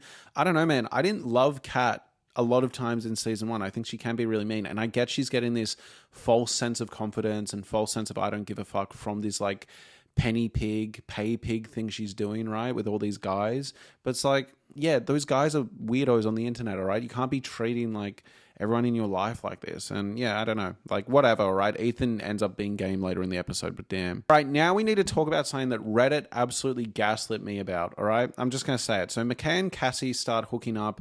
They've been fighting over the whole costume debacle, but they seem to be reconnecting. They're having a sensual sex scene together, right? Like missionary, looking at each other's eyes. And I'm just going to say from the top, I'm not going to kink shame here, right? There is always room for a spontaneous, rough sort of session, right? That's not what I'm mad at here. But as this scene goes on, what happens is having very intimate, forward-facing sex. McKay is hazed, all right? This group of guys break in. Now, I will say, important distinction, I don't think they full-on, like, actually assault him sexually. But in saying that, it's like they almost may as well have, all right? They're still wearing their underwear, but McKay is naked. McKay doesn't know what's going on. It's completely terrifying. They start dry humping, essentially, holding him down. I think just the fear of what's going to happen would have been enough in that moment, all right? And on top of that, it's humiliating. It's awful. He's getting frisky with Cassie, and now this intimate moment has been completely invaded. It's an awful, awful moment for McKay. Every right for him to break down, cry, shut off, all of that, right? And I will say, I'm not even mad at him wanting to have sex afterwards. It's the fact that he comes out and he is clearly taking out his anger on the situation on Cassie. And I remember Reddit was like, after they started hating Cassie after season 2, and I think also some of this was tied to hating Sydney Sweeney as an actress in real life, which, you know, I understand some people not liking her. I fully get it. But I'm saying within what we are watching in this show, both can be true. McKay just went through something awful, but Cassie didn't deserve that, man, all right? It's not that he full-on had an unconsensual experience with Cassie, all right? It's not like he forced himself on her. She was sitting there being like, do you want my mouth? Do you want this? She was trying to be accommodating. I'm just saying it went from what was loving sex to this completely, I'm going to use you as this toy, which again, if you are both consenting to it, is totally fine. But he was just mean. He was just cold and rude. And at the same time, both can be true, all right? He's probably not in the best emotional state. I'm not saying he needs to go to jail for this. I'm not even saying he can't be forgiven for this. But the fact that Reddit was like, oh, Cassie being upset, she made it all about her. I'm like, are you fucking joking? Like, both can be true, all right? She tried to be there for him. She even tried to be like, all right, let's have sex if you want, let's talk it out. And he was just kind of mean and emotionally disconnected about it. And maybe unintentionally, right? Maybe he was in a traumatized state. But again, both can be true, all right? Like, I'm not saying he needs to be in jail for this or anything like that. But I do also think, you know, a couple days later, it's probably worth him being like, I'm really sorry, I was in like a weird state. And again, like if you guys talk about it and you want to have sex like that, that's totally fine. But you can tell they're on completely different pages. She was trying to be accommodating and sweet. He kind of like held her down and didn't really talk to her and like fell off her afterwards and didn't say anything. And I don't know, man. Like it's meant to land as a rough scene. I do not think Cassie crying in the bathroom afterwards is her making it about her. And I also think like humans are complicated and nuanced. You get what I mean? We can have a moment where Cassie is crying in the bathroom and go, that was awful for Cassie. But we can also sit there and go, that was awful for McKay. And these are young people that are struggling with like an awful situation that just happened. But in saying this, the read that was consistently going around when people were rewatching season 1 in anticipation or after watching season 2, saying that Cassie made this assault all about her as if she's been selfish for not enjoying an unpleasant sexual experience is baffling. And in saying that, even though I'm defending Cassie here and I'm on her side, it doesn't mean McKay needs to be forever in the moral doghouse, but I think it is something that he probably needs to work on. There's a clear moment, right, where he comes out and he would have been totally fine being like, hey, I'm not feeling great. Is it all right if we keep going with sex, all right? Like, it would, you know, like I get it, all right? Like wanting to heal the pain through that, go for it. But it's the fact that he comes out and all of a sudden he's just like, why do you have your shirt on? It's such a clear, you know, power was taken away from me. People asserted power over them, right? That whole mantra or that whole idea that SA, right, is about power, right? Like he feels powerless. He just felt powerless in that situation. He comes out and now he's trying to be big oorah instead of being like, can we go back to intimate sex or can we try it this way? And like talking with her openly, it's just like, why do you have your shirt on? He was mean. And then I will say when Cassie initially starts explaining why she has her shirt on, it is interesting because then McKay seems slightly vulnerable when he goes, oh, do you not want to have sex anymore? There's this clear, you see a slither of vulnerability and where this is coming from. This idea that like, does she not see me as a man after what I just went through? Does she not see me as, you know, let's say assertive in the bedroom, a dominant guy after what just happened to me? All right. Like it's almost like this need to reclaim it. And I will say having empathy for McKay, I kind of understand wanting to reclaim some of that. All right. We're going to get into like sticky territory here, but like, if you're normally a dominant lover who likes being seen as like the alpha giga chad and, you know, I know how to lay it down and something like that just happened, like you would probably be thinking, oh, she's still going to see me as, you know, super hot. I've had moments in my life where, you know, I've been emotionally vulnerable or something's happened in my life. And then I wonder, oh God, is the person I'm with, are they still going to see me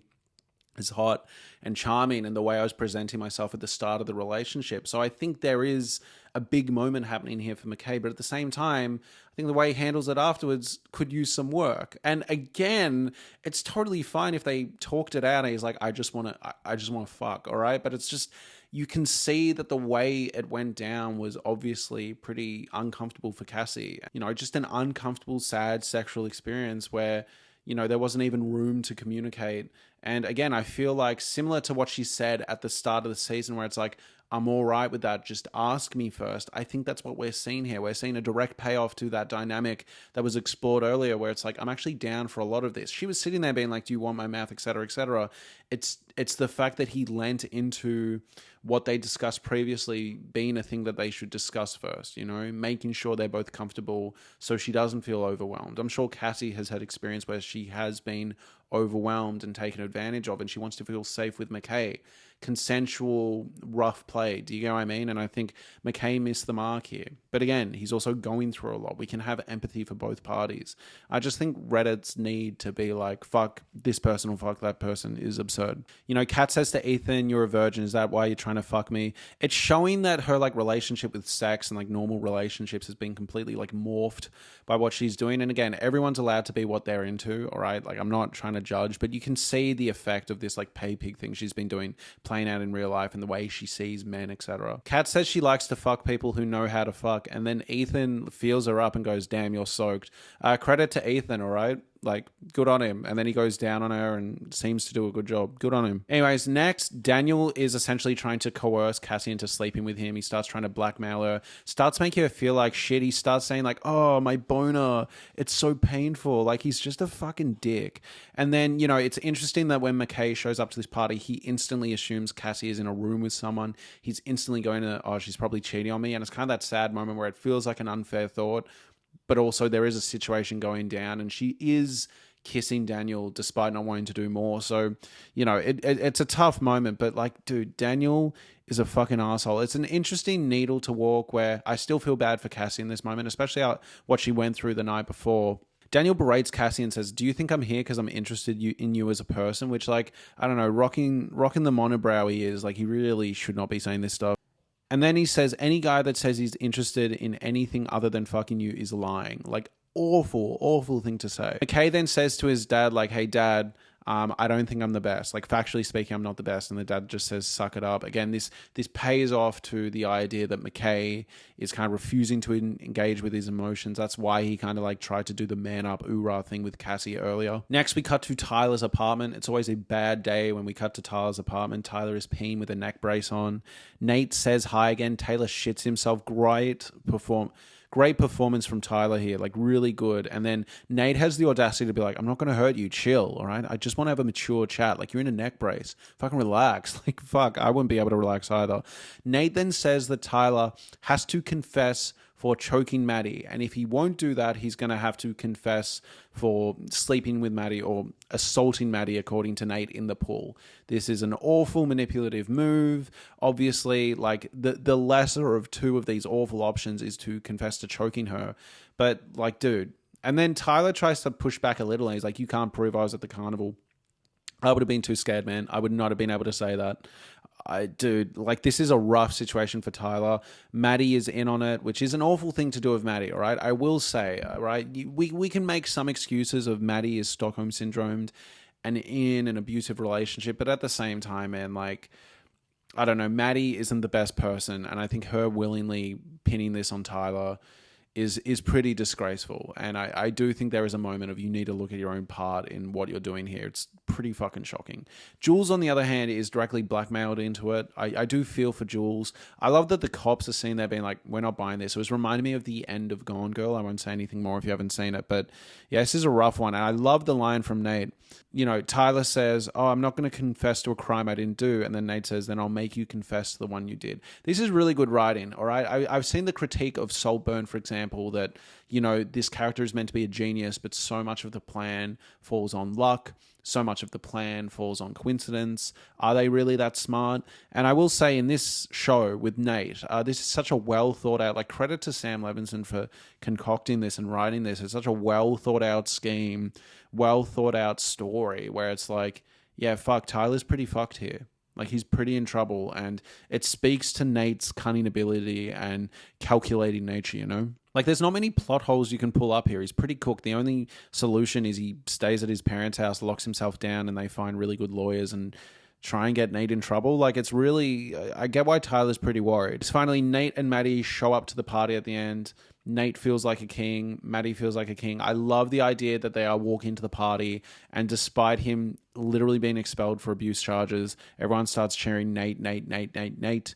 It is a world that feels like it is reflecting his inner view of himself, and it's what makes that gun scene in season 2 so compelling to me. This idea that Nate knows things will always work out. He feels like a god. He can make sure things will work out, and he has faith in the world working out for him. And you can't really blame him. Really great episode. On to episode 7. All right, so episode 7 of Euphoria season 1. I will say one of the weaker episodes. Not a bad episode by any means, and like still better than most TV. But in saying this, as a whole, not the best. You know, there's some really great scenes in this. I love the Cassie's intro. I love the moment between Fez and Nate, which we'll get to. But just some of this episode, I was a little like, let's get moving. And it wasn't even as like atmospheric and weird as some stuff in season 2. Like I don't know about other people, but I've always found the section where Jules goes off to hang out with her old friends a little long in the tooth, personally, but let's just get into it. So the intro, Cassie has a super handsome dad. The dad couldn't afford skate lessons, so he stopped encouraging her. Quite sad. We also have this section where it's talking about the fact that it wasn't just her body that changed as she got older, it was the way she was treated by the rest of the world. I love the stuff with the mum talking smack about the dad at dinner. We find out that the mum almost definitely had an affair on the dad. So on one hand, right, the way she's talking about her dad at the dinner table could be some projection, could be some unfair criticism, but at the same time, maybe what she's citing is actually true and is part of the reason she probably looked towards someone else.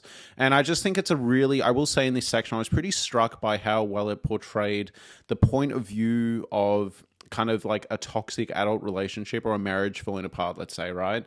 But from the kid's perspective, does that make any sense? Like, I was like, oh yeah, I've like witnessed fights like this. Like, this is really well done. Then there's a moment where the dad, who ended up being a drug addict, has a car crash, and for Cassie, this is a chance for her to reconnect with her father. It's quite sad knowing where this kind of storyline goes in this little intro. I also love when the dad texts her to steal stuff from their house. He's texting her the way like a young, dumb boyfriend would be texting her, you know, like, oh, is your mum home? Like, can I come up? I thought it was an interesting, well-done parallel. The show is obviously suggesting that the lack of a stable father figure led to, you know, Cassie looking for that in men and having a dependency on men. And I think, like, this moment where the dad is texting her like a young dumb boyfriend, I thought was really well done. She then says, oh, can I call this number you texted me from? He says, nah, you can't, it's my friend's. Like, an embarrassing, sad moment for the dad and for her, of course. And I will say this whole section was really well done, and I found really sad. I thought Sydney Sweeney, despite my grievances with her in The Housemaid, I thought she was exceptional here in this scene. The intro ends finally with us confirming that Cassie is pregnant. Next, we cut to Rue watching Love Island. I love this quote where she talks about when reality TV starts to feel like work, you know, not even the last season of Mad Men. When reality TV starts to feel like you're watching the last season of Mad Men, when it starts to feel like it's hard work, you know you're depressed. I actually found this line quite relatable. I'm not trying to get too like emo or deep, but I will have some serious bouts of sadness sometimes, and I find when that's happening, like, I'm finding movies at work, I'm finding TV shows at work, I'm like, please, can we get moving? Like, it's not even a choice. I'm like, come on. She then talks about the thought of moving all muscles to go to the toilet is like a troubling thought that makes you wonder whether life is just some sort of cruel joke. It's actually interesting. I watched a video recently about people who aren't necessarily depressed, but they hate existing. Like, they're just exhausted by it. And a lot of that video was talking about like that moment where you realize, oh, I have to shave every day now. I have to brush my teeth every day. I don't enjoy this. It's this active realization of like, oh, I don't enjoy this stuff that I have to do, but I have to keep doing it. I thought this paralleled that really nicely. Next, Tyler booked for assault, frown face. Rue starts acting like Brad Pitt from Seven in a moment that could have been cheesy, but I think it's presented so well visually. This section where her and Lexi are both detectives, essentially channeling, Seven, Brad Pitt, Morgan Freeman.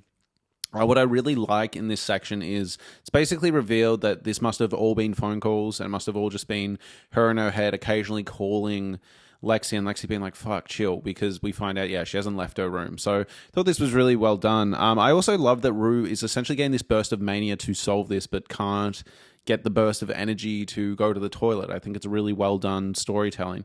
Rue pieced together because Jules met with a guy named Tyler. It almost feels like Nate keeping the Tyler name in texting Jules. It almost feels like this Freudian slip or this want to get caught. You get what I mean? Because obviously Nate did beat up Tyler, and Nate knows about Tyler sleeping with Maddie in the pool, and then he meets up with Jules as Tyler. It's almost like part of his subconscious must have wanted to be caught or something. Like, it's really, really interesting. But yeah, Rue essentially pieces together the assault switch up.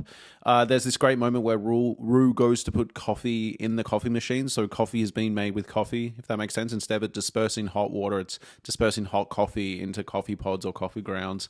So it's well done. I've always wondered that myself. You know, what if I made a coffee with, instead of milk, more coffee? You know, I love this moment where Rue searches up if bipolar people can tell if they're bipolar, and random loser 72 says no, and she just goes, oh, okay. It's interesting because obviously Rue almost definitely has bipolar, and she's realizing she has bipolar, and a lot of bipolar people realize they're bipolar, but this random guy on the internet says no, so she's like, damn it. Next, we find out Kat banged Daniel after he got rejected by Cassie, and Daniel doesn't even remember that they dated, and I just thought this was so well done. Again, sometimes Euphoria does have some really good writing, you know? It was about 6 or 7 if you're watching one a week, it's about 6 weeks ago, or 5 weeks ago, we found out about, you know, Kat's relationship with Daniel that meant so much to her and was so formative to her. And I said at the time, like, oh, that feels like, you know, just the way these relationships feel when you're younger, they're such a big deal. And then in the scheme of things, they're not. And she's held on to that, and he doesn't even remember her. It's a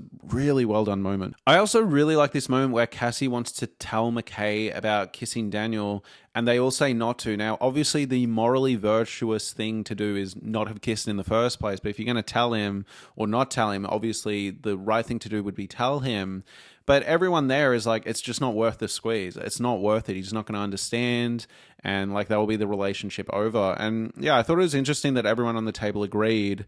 And I dare I say, I kind of get where they're coming from in this moment. I will say though, Kat comes in and it's like, well, it's not like you're going to be together forever. And then I love this exchange between Maddie and Kat, because I think Maddie is in the right here. And Maddie is a character I find very challenging, very confronting, right? Like, she can be quite a scary, morally dubious character, right? Like, she was doing some crazy shit with pinning it on Tyler and getting him in trouble. But Maddie here saying, you're being a bad friend to Cassie and you're a bad friend to me when I needed you. And then Kat calls out like, oh, just because you're having another breakup with your toxic boyfriend. All of this was super well done, really well earned drama. And I will say, I didn't like Kat in this scene, and I haven't liked Kat in a few moments throughout this season.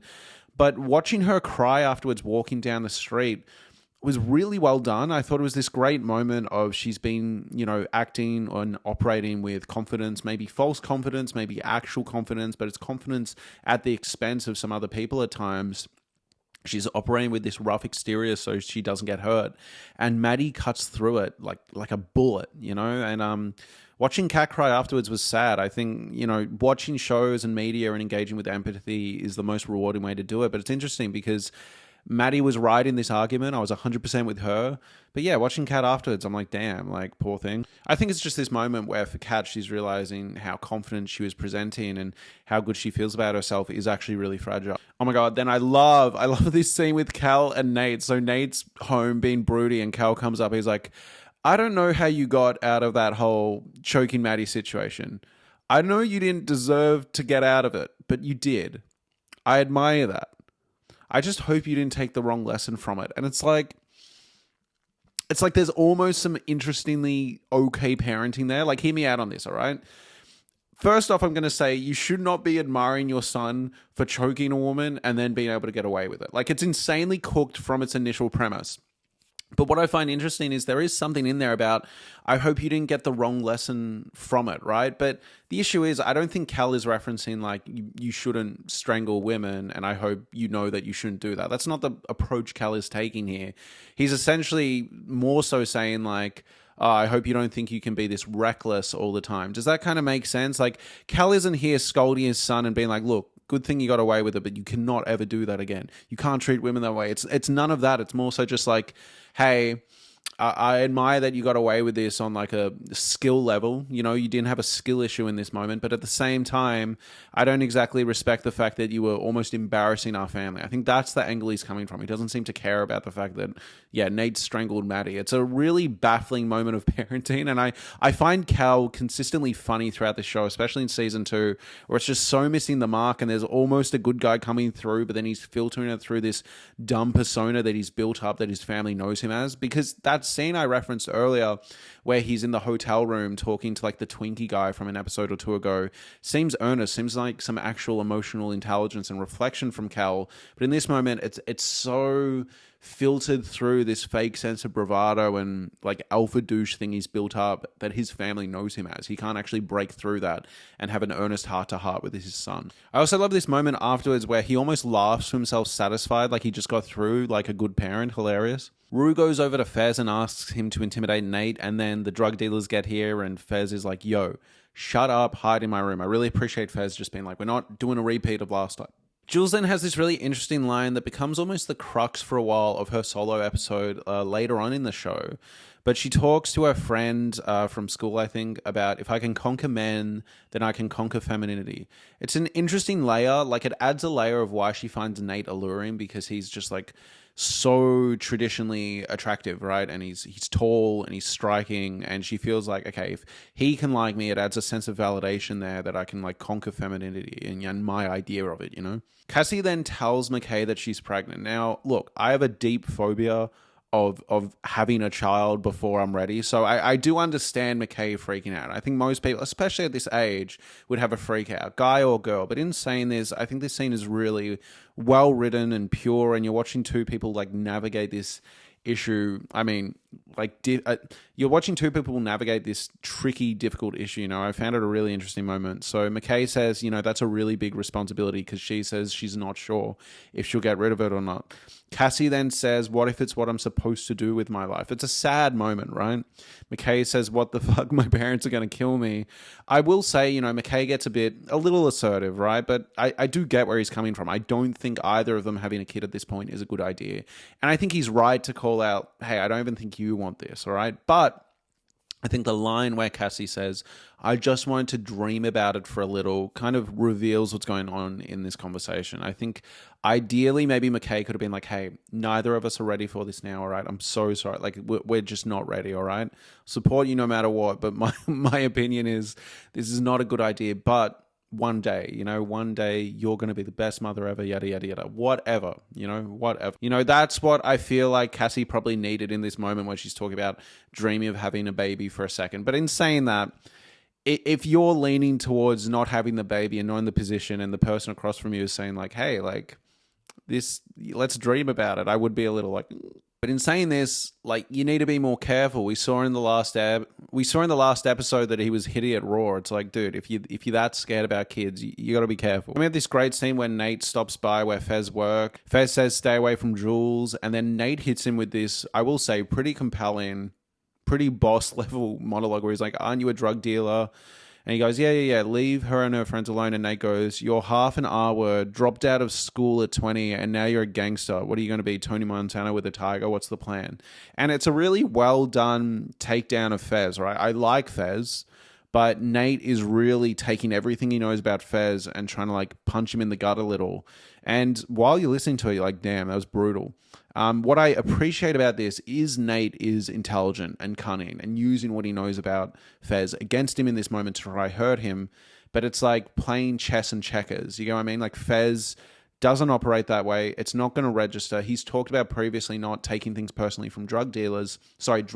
He's talked previously about not taking things personally from drug addicts. And similarly, in this moment, he's just not letting any of it register. And he just goes, look, I don't know about all that. I just know that if you fuck with her friends again, I'll kill you.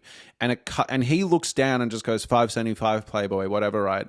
But it zooms in on Nate, and Nate is registering as scared. It's registered. You know, Nate is realizing, wow, like, this flashy little monologue I put together didn't register at all, and this guy's from a different world, and he might actually just knock me out. It's brute force, you know? Then there's this section where Jules is fantasizing about like a yassified Nate showing up at the party, and she's saying all these things to him. She's, making out with him. And it's like, I'm seeing that being like, I cannot picture Nate being this soft and nice. And he's seen that talk about like, I'm sorry for everything. I'm sorry what I put you through. And Jules in this drugged out state is kind of claiming power over him. It's a well done sequence, but I do think in general, this party section goes on a bit long. Like, I don't really know anything about her friends, and we don't learn too much aside from how she sees Nate in these drugged out sequences. Cassie then goes to her mum and says, I think I need your help. This is coming after Rue lying on the floor, getting help from her mother. I think a really nice, interesting, sweet parallel. Later in season 2, Cassie actually drops a line about like, wow, whose position is worse, Rue, who lost her father, or me, whose father just doesn't call. And I think people were really harsh on Cassie in season 2, saying this was like an awful thing to say. But I mean, I get where she's coming from, like I've lost my father, but it might be worse if you just had a dad that didn't want anything to do with you. That would probably be tougher, Nate then calls the cops on Fez and Ash. I guess this is really just like an ego move. His ego was hurt because his attack on Fez on like an intellectual level just didn't work. And Fez kind of schooled him. And I think Nate just wants petty, jealous, insecure revenge. Finally, the episode ends with Jules texting Rue, saying that she missed her. All right, so Euphoria Season 1, Episode 8, Rue is in the hospital. Jules tells Rue about Nate, I'm pretty sure. Rue says to the audience, like, I feel like I was 92% right, despite being in a manic episode. I think it's a really well done line. We then cut to Rue imagining shooting Nate, and in this moment, I was pretty struck by the fact, what I like about this show is it doesn't construct a bunch of reasons for characters that wouldn't really hang out in the real world to hang out in this show, if that makes sense. Like, I realized, like, wow, we've barely got any time between Rue and Nate, despite them both being main characters, and that is very true to how high school feels. You get what I mean? Like, they're all connected through this web of characters, but, Rue shooting Nate in this little moment, I was like, oh yeah, like they don't actually spend that much time together. It's a well done moment, and I do like that the show doesn't force all these characters to hang out. It's never too contrived. The world and the universe of Euphoria feels very living and breathing, and the way people come across one another reminds me more of Magnolia than it does like a really contrived high school show. Rue and Jules get ready to go to like the formal or the prom. They come down.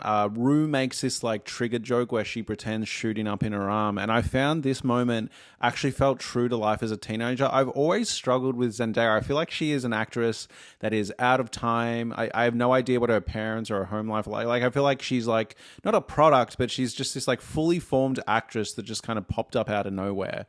She's got one name. Like, I always find she's a really I can't really explain it, but almost as an actress, like I don't know much about her in a personal life sense. She's a Disney star, right? And I find that kind of has always leaked into some of the roles she's played, and sometimes to her benefit in something like Challenges, where she is meant to feel almost otherworldly in terms of her sensuality and control. But I've always found with Euphoria, it's not that I don't see her as a teenager, but I also don't see her as a kid or an adult or a teen. Like, I just see her as Zendaya a bit. And it's not because it's a bad performance. It's a very good performance. But I will say these moments where she acts like a child, I think really kind of like nail down her character in a sense. Like, this moment where she was pretending to shoot up really felt like a pure non-Zendaya-like thing to be doing, if that makes any sense. I will say, I thought Rue's mum's monologue about Rue is wonderful, and I feel like people really hate on Sam Levinson, and after The Idol, like, I somewhat get why, but the idea that he's not a good writer, or the reason season 2 doesn't work for people is because he didn't open up the writer's room, I think it's slightly reductive, because I think he can do really good writing. I'm obviously a very big Euphoria fan, but I thought this monologue was wonderful. Now, yes, Sam Levinson himself, the creator of this show, has experience being an addict. Rue is based off him, so he's obviously going to be a bit better at writing this stuff, but I think this monologue is wonderful. And I will say, despite him being very good at writing stuff around drug addiction, it doesn't mean he's good at then writing what it would be like to be a parent, all right? Writing what it would be like to be a parent, sorry. And I think this like ability to shift into someone else's POV was really well done. I thought these lines about how she needs a kiss on both sides of her face were really lived in, really warm and well done. And yeah, just good monologue. I also love when Rue's mum is talking about the struggles of Rue growing up, and we're getting shots of the other women. We're getting shots of the other Euphoria girlies getting ready to go to the formal. It implies this sense of universality. It implies this universal feeling to what they're all going through, despite Rue's circumstances being exceptional, it is implying that a lot of these struggles they're all going through mirror one another. You know, I feel like that has always been in the title. They've always been chasing euphoria, some through drugs, some through sex, some through fame, some through art, some through football scores, you know. Of this little character moment where Nate is drinking water on the way to the formal with this random date and he tells her to take the foot off the dash. Fair enough. Like, I know Nate kind of sucks, but also, like, yeah. So I really love this chat between Cassie and Jules where Cassie is saying that she feels like high school is going to be the peak for her. And I feel like to an extent, I mean, men have treated Cassie terribly, but I somewhat get where they would be coming from if she feels like she's been the popular beauty queen of the school. And Jules is saying she's actually ready to leave. She feels like there's a whole world waiting for her outside of high school. And given the fact that season 3 is going to have a time jump, we're going to catch up with all these characters outside of high school. I can't wait. I am so excited for season 3. I love the overhead shot of all the bathrooms, just a really impressive tracking shot. I also love when Nate shows up with this date and her entire ass is out. We then cut away. I love the way, again, I mentioned it last episode, but the way the non-linear storytelling here, the non-linear editing where a character will look at another character and then we have a flashback, a memory, but then we spend so much time that now feels like we're kind of in the present, if that makes sense. So we cut to this situation with Nate and Maddie where he's trying to bang Maddie from behind. And she's like, why aren't you hard? He's like, I am hard. And she's like, Nate, this isn't something you lie about. He's like, I got a little shit on my mind right now. And she's like, really? Right now during sex? I will say Nate is obviously a bad person and Maddie doesn't deserve how she's treated by Nate. But I will say, like, yeah, this isn't helping. Like, it would be impossible.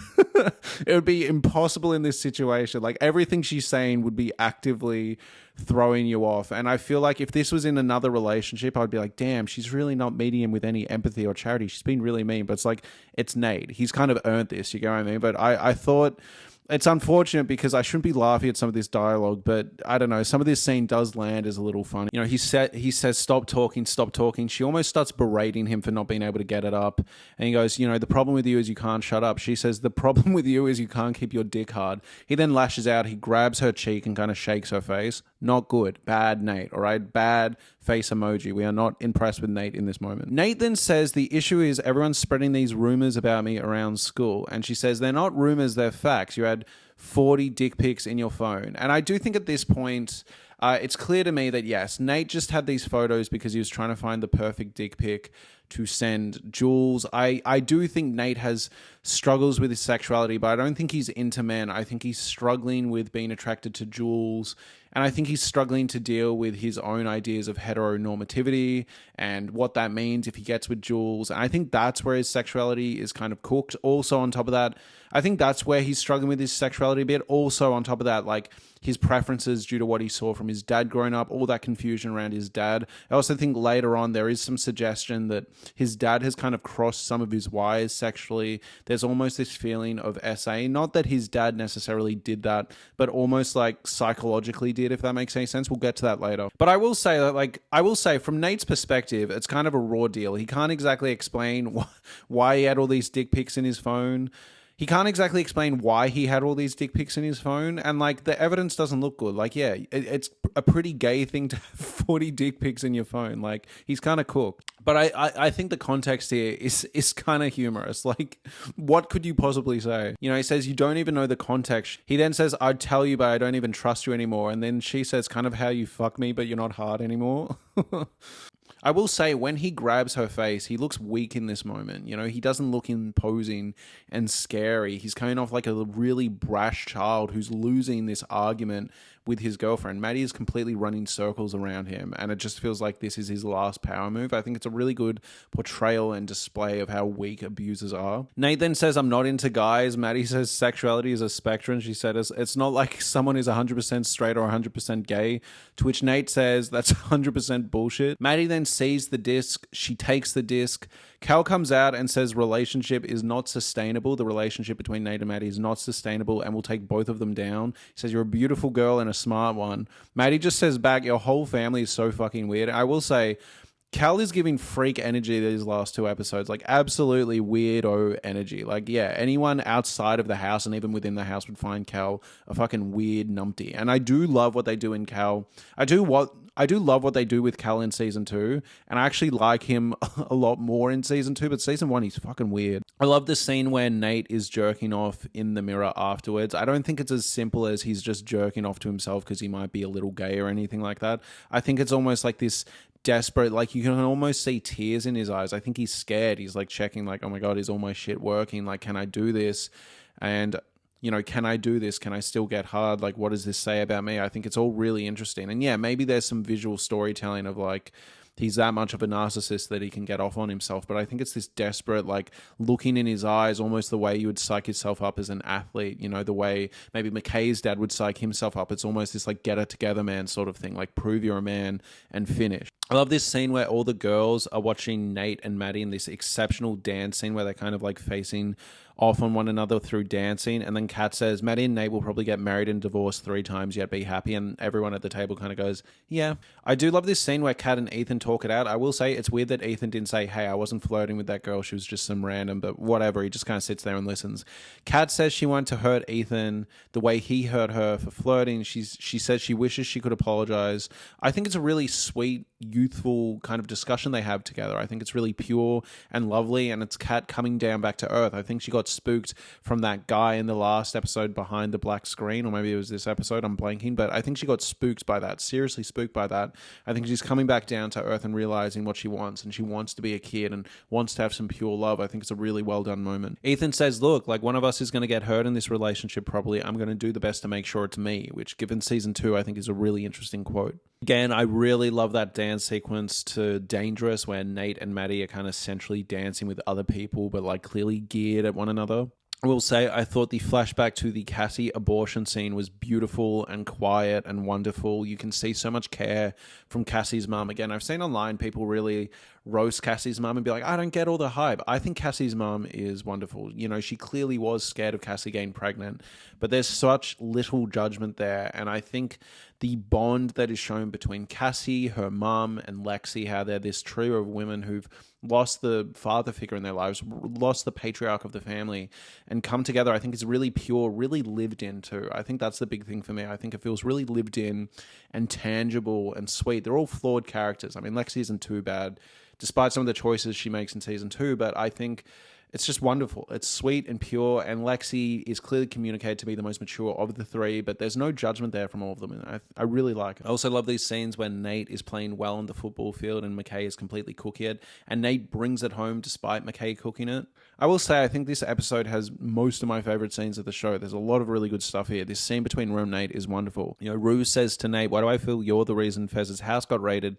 Nate says, sometimes when you do illegal shit, bad shit happens. And she says, have you done anything illegal? Or maybe your dad. Has your dad done anything illegal? This is clearly a sore spot for Nate, so he gets on the offense and starts attacking Rue. Rue says, I'll ruin your life if you don't leave us alone. I'll go to the cops and say Nate's daddy likes to fuck kids. Nate then goes on this really elaborate offense where he says I like Jules. She has dreams and I think she'll achieve them, unlike everyone else inside who's going to live lives that aren't even worth mentioning. Then Nate says to Rue a line that I actually think really sinks in. He says, you're spending time with someone who's going to leave you and won't remember who you are in 10 years.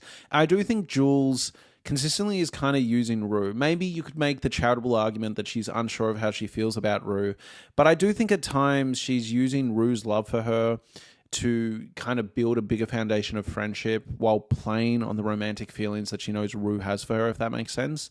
I think she'll kind of try and get Rue to do certain things because she knows Rue loves her. Whereas I think her subconscious is pretty much suggesting that she's in love with Nate or really attached to Nate. We had those flashback sequences in the last episode, or those kind of hypnotic dream sequences in the last episode, but also in her therapy episode, in her solo therapy episode in between seasons, there's a lot of talk about Nate and a lot of fantasy around Nate and not much about Rue, if I remember correctly. You then have Nate running the entire field instead of throwing it to McKay because McKay is being useless. And I kind of like that Nate wins despite everything that's going on in his life, all right? His dick's not working with Maddie, his dad's been a psycho, all this stuff's falling apart, and he still gets the touchdown. I've always liked that Nate is a character, a villain, where things work out for him, and I find that makes him scarier. There's almost this feeling that he's untouchable. There's almost this divine intervention to help him succeed at times. I think that's what the most powerful, scary people feel like, you know. Cal then says, you may have won the game, but you lost control of the team. Nate starts crying. Nate stands over Cal, all right? Like, you can see Nate has tears in his eyes, and he's unhappy that Cal has been so unkind, and Nate tries to stand over him. Cal holds Nate down, and Nate instantly goes to homosexual insults, right? He starts going, get your F hands off me, you fucking F, right? Like, he really starts going at him. I think it shows what Nate thinks of his dad. It shows how much of Cal's sexuality has leaked into Nate's perception of him. This is straight where he goes. It's really interesting, right? Because if this was another show, if this was just a juvenile teenager, you would read it as just like, you know, the way kids play Call of Duty online and say awful slurs to one another, but here it's weighted and loady, and you see Cal is almost disassociating as Nate says it. I also think there is meant to be some sexual connotations here, some really disturbing parallels. You see Nate look at himself in the mirror, see Cal towering over him the way Cal used to tower over those young people in those tapes. This is meant to be a disturbing, uncomfortable scene, and I think later on in season 2, I won't spoil too much for those of you who haven't seen it, but there's a dream sequence Nate has where Cal is doing the same, and I think that's meant to be paralleled here. I think there's a lot going on here as to the reason why Nate then loses his mind, and I don't think it's just pure macho, angry male violence. I think there's a serious trauma response happening here, and I think to a certain degree what Nate was exposed to would land as sexual-based trauma, absolutely. So yeah, I think this breakdown Nate has here, like, Nate is obviously an awful Machiavellian person, but this is also a really sad, painful scene to watch, and even Cal is disturbed at this kid he's created. And at this point, it ties back to that conversation we had earlier in the season where Cal was talking to that young Twinkie guy about, like, oh, you know, do you think what we hide from our kids manifests itself in other ways? And it's like, I think he's seen here, absolutely. Yes, Cal shouldn't have been holding down Nate that way, but the response here is something deeper and darker and violent and more disturbing. And I think that's what Cal and Nate are both realizing in this moment. And yeah, Nate, Jacob Elordi's performance. Jacob Elordi has been a fantastic actor for so long. It's upset me so much that after he did Frankenstein, everyone was like, oh, he's actually a really good actor. I'm like, he was good in it. He was fantastic in Euphoria, fantastic in Priscilla, fantastic in Saltburn. He's fantastic in Frankenstein. He's a wonderful actor. Maddie watches the tape. This leads into great things in season 2. Fez, we have this scene between Cassie and Fez. So we're watching Cassie as she imagines figure skating, which is so sad given what she left behind, intercut with Fez kind of like trying to steal money from this doctor. I do love the scene where Fez is bashing the doctor to steal the money and this kid watches. It just gives this feeling of a lived-in universe where, you know, this could be a Euphoria character in 5-10 years, where his backstory is, I saw my dad get violently robbed and he was a drug addict or a drug dealer, right? Like, I love the way this show feels like such a lived-in, tangible universe. And again, it looks like we're seeing a future Euphoria character being made in this moment, because every single character is defined by their trauma and their upbringing. And this looks like a substantial one. The scene where Nate comes over to Maddie and he says, come dance, and she's like, no. He's like, come dance, stop being such a C word. And she's like, you don't know how to dance. And he's like, yeah, it's a slow song, like, come on. And I love it. I love this scene where she's sitting there being like, I really hate you. And he's like, I know. And she's like, you're psycho and abusive. And he's like, I know. And she's like, and this relationship makes me miserable. And it's like, I know. I do actually think, and this might be my hottest take of the video. Actually, I don't think it's that hot of a take. I do think Nate, in his weird, fucked up way, actually really needs and does love Maddie to an extent. And you can make the argument he just loves the feeling of this like warm body that makes him feel safe, despite how poorly he treats her. That's 100% a valid read. But in this moment, you can see he does kind of feel safe around Maddie. And I think the fact that he can hold her and have her in his embrace after what Cal just did to him, I think is what's going on, if that makes any sense. Like, I do think he likes her. There's this reliable toxicity that he feels like he can control with Maddie. Rue and Jules agree to leave town, but after this, Rue starts worrying about leaving town. Like, it seemed like a good idea, but when they actually go to do it, she's getting nervous. Jules wants to keep going. I think Rue realizes to an extent that there's some truth to what Nate said. She realizes, Jules and I probably aren't going to be together forever. I can't really risk abandoning my family this way. We then have this incredible, stunning montage sequence, one of my favorite montage sequences of the season, which is Rue's drug addiction spiraling, all these arguments she had with her family, stealing $40 and then gaslighting her mum. You see her mum get kind of physical with Rue, but I'm not really in the position to judge Rue's mum, to be honest. Like, if you had someone in your face after stealing money, like finger pointing and pushing you around, it would be hard not to react. I feel a lot of pity for Rue's mum. On top of that, Rue's sister Gia is roasting Rue's mum for doing that, roasting Leslie for doing that, and I just feel so bad for everyone involved. We then have this end sequence. Rue relapses after leaving Jules behind, which it's interesting because I think leaving Jules behind was a good choice. But at the same time, now she's back on drugs. The musical number starts. Look, the musical number is solid. I do like as an ending. There's some good moments, particularly the moment where the kind of chant choir goes, oh, oh, oh, oh. Kind of is meant to like replicate her chest convulsions, right? ODing on a drug thing. I love that this musical sequence is meant to invoke the feelings and the body spasms and certain things that are happening during a drug overdose and being on drugs. I think all of that stuff is really, really well done. In saying that though, like sometimes the song's really good, sometimes it's not. Do you get what I mean? Like I don't know how I feel about the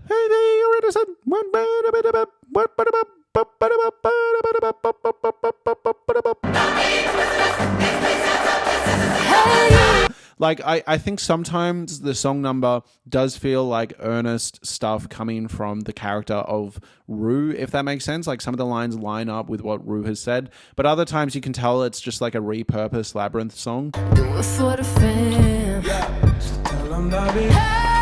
And not in a good way. Like, sometimes some of the lines are a bit corny. I feel like Labyrinth is a fantastic musician and makes absolutely fantastic beats and instrumentals, but sometimes his lyrics are just a bit, 5-year-old. And we're watching this show that is a very hard 18+ show, and you're watching a character sing lines that just aren't particularly congruent with her position, and it's just a little strange. But in saying that, musically it's fantastic. Do you get what I mean? Like, the set piece itself is wonderful. I just wish the song was more tailored to the character, just feels a little strange.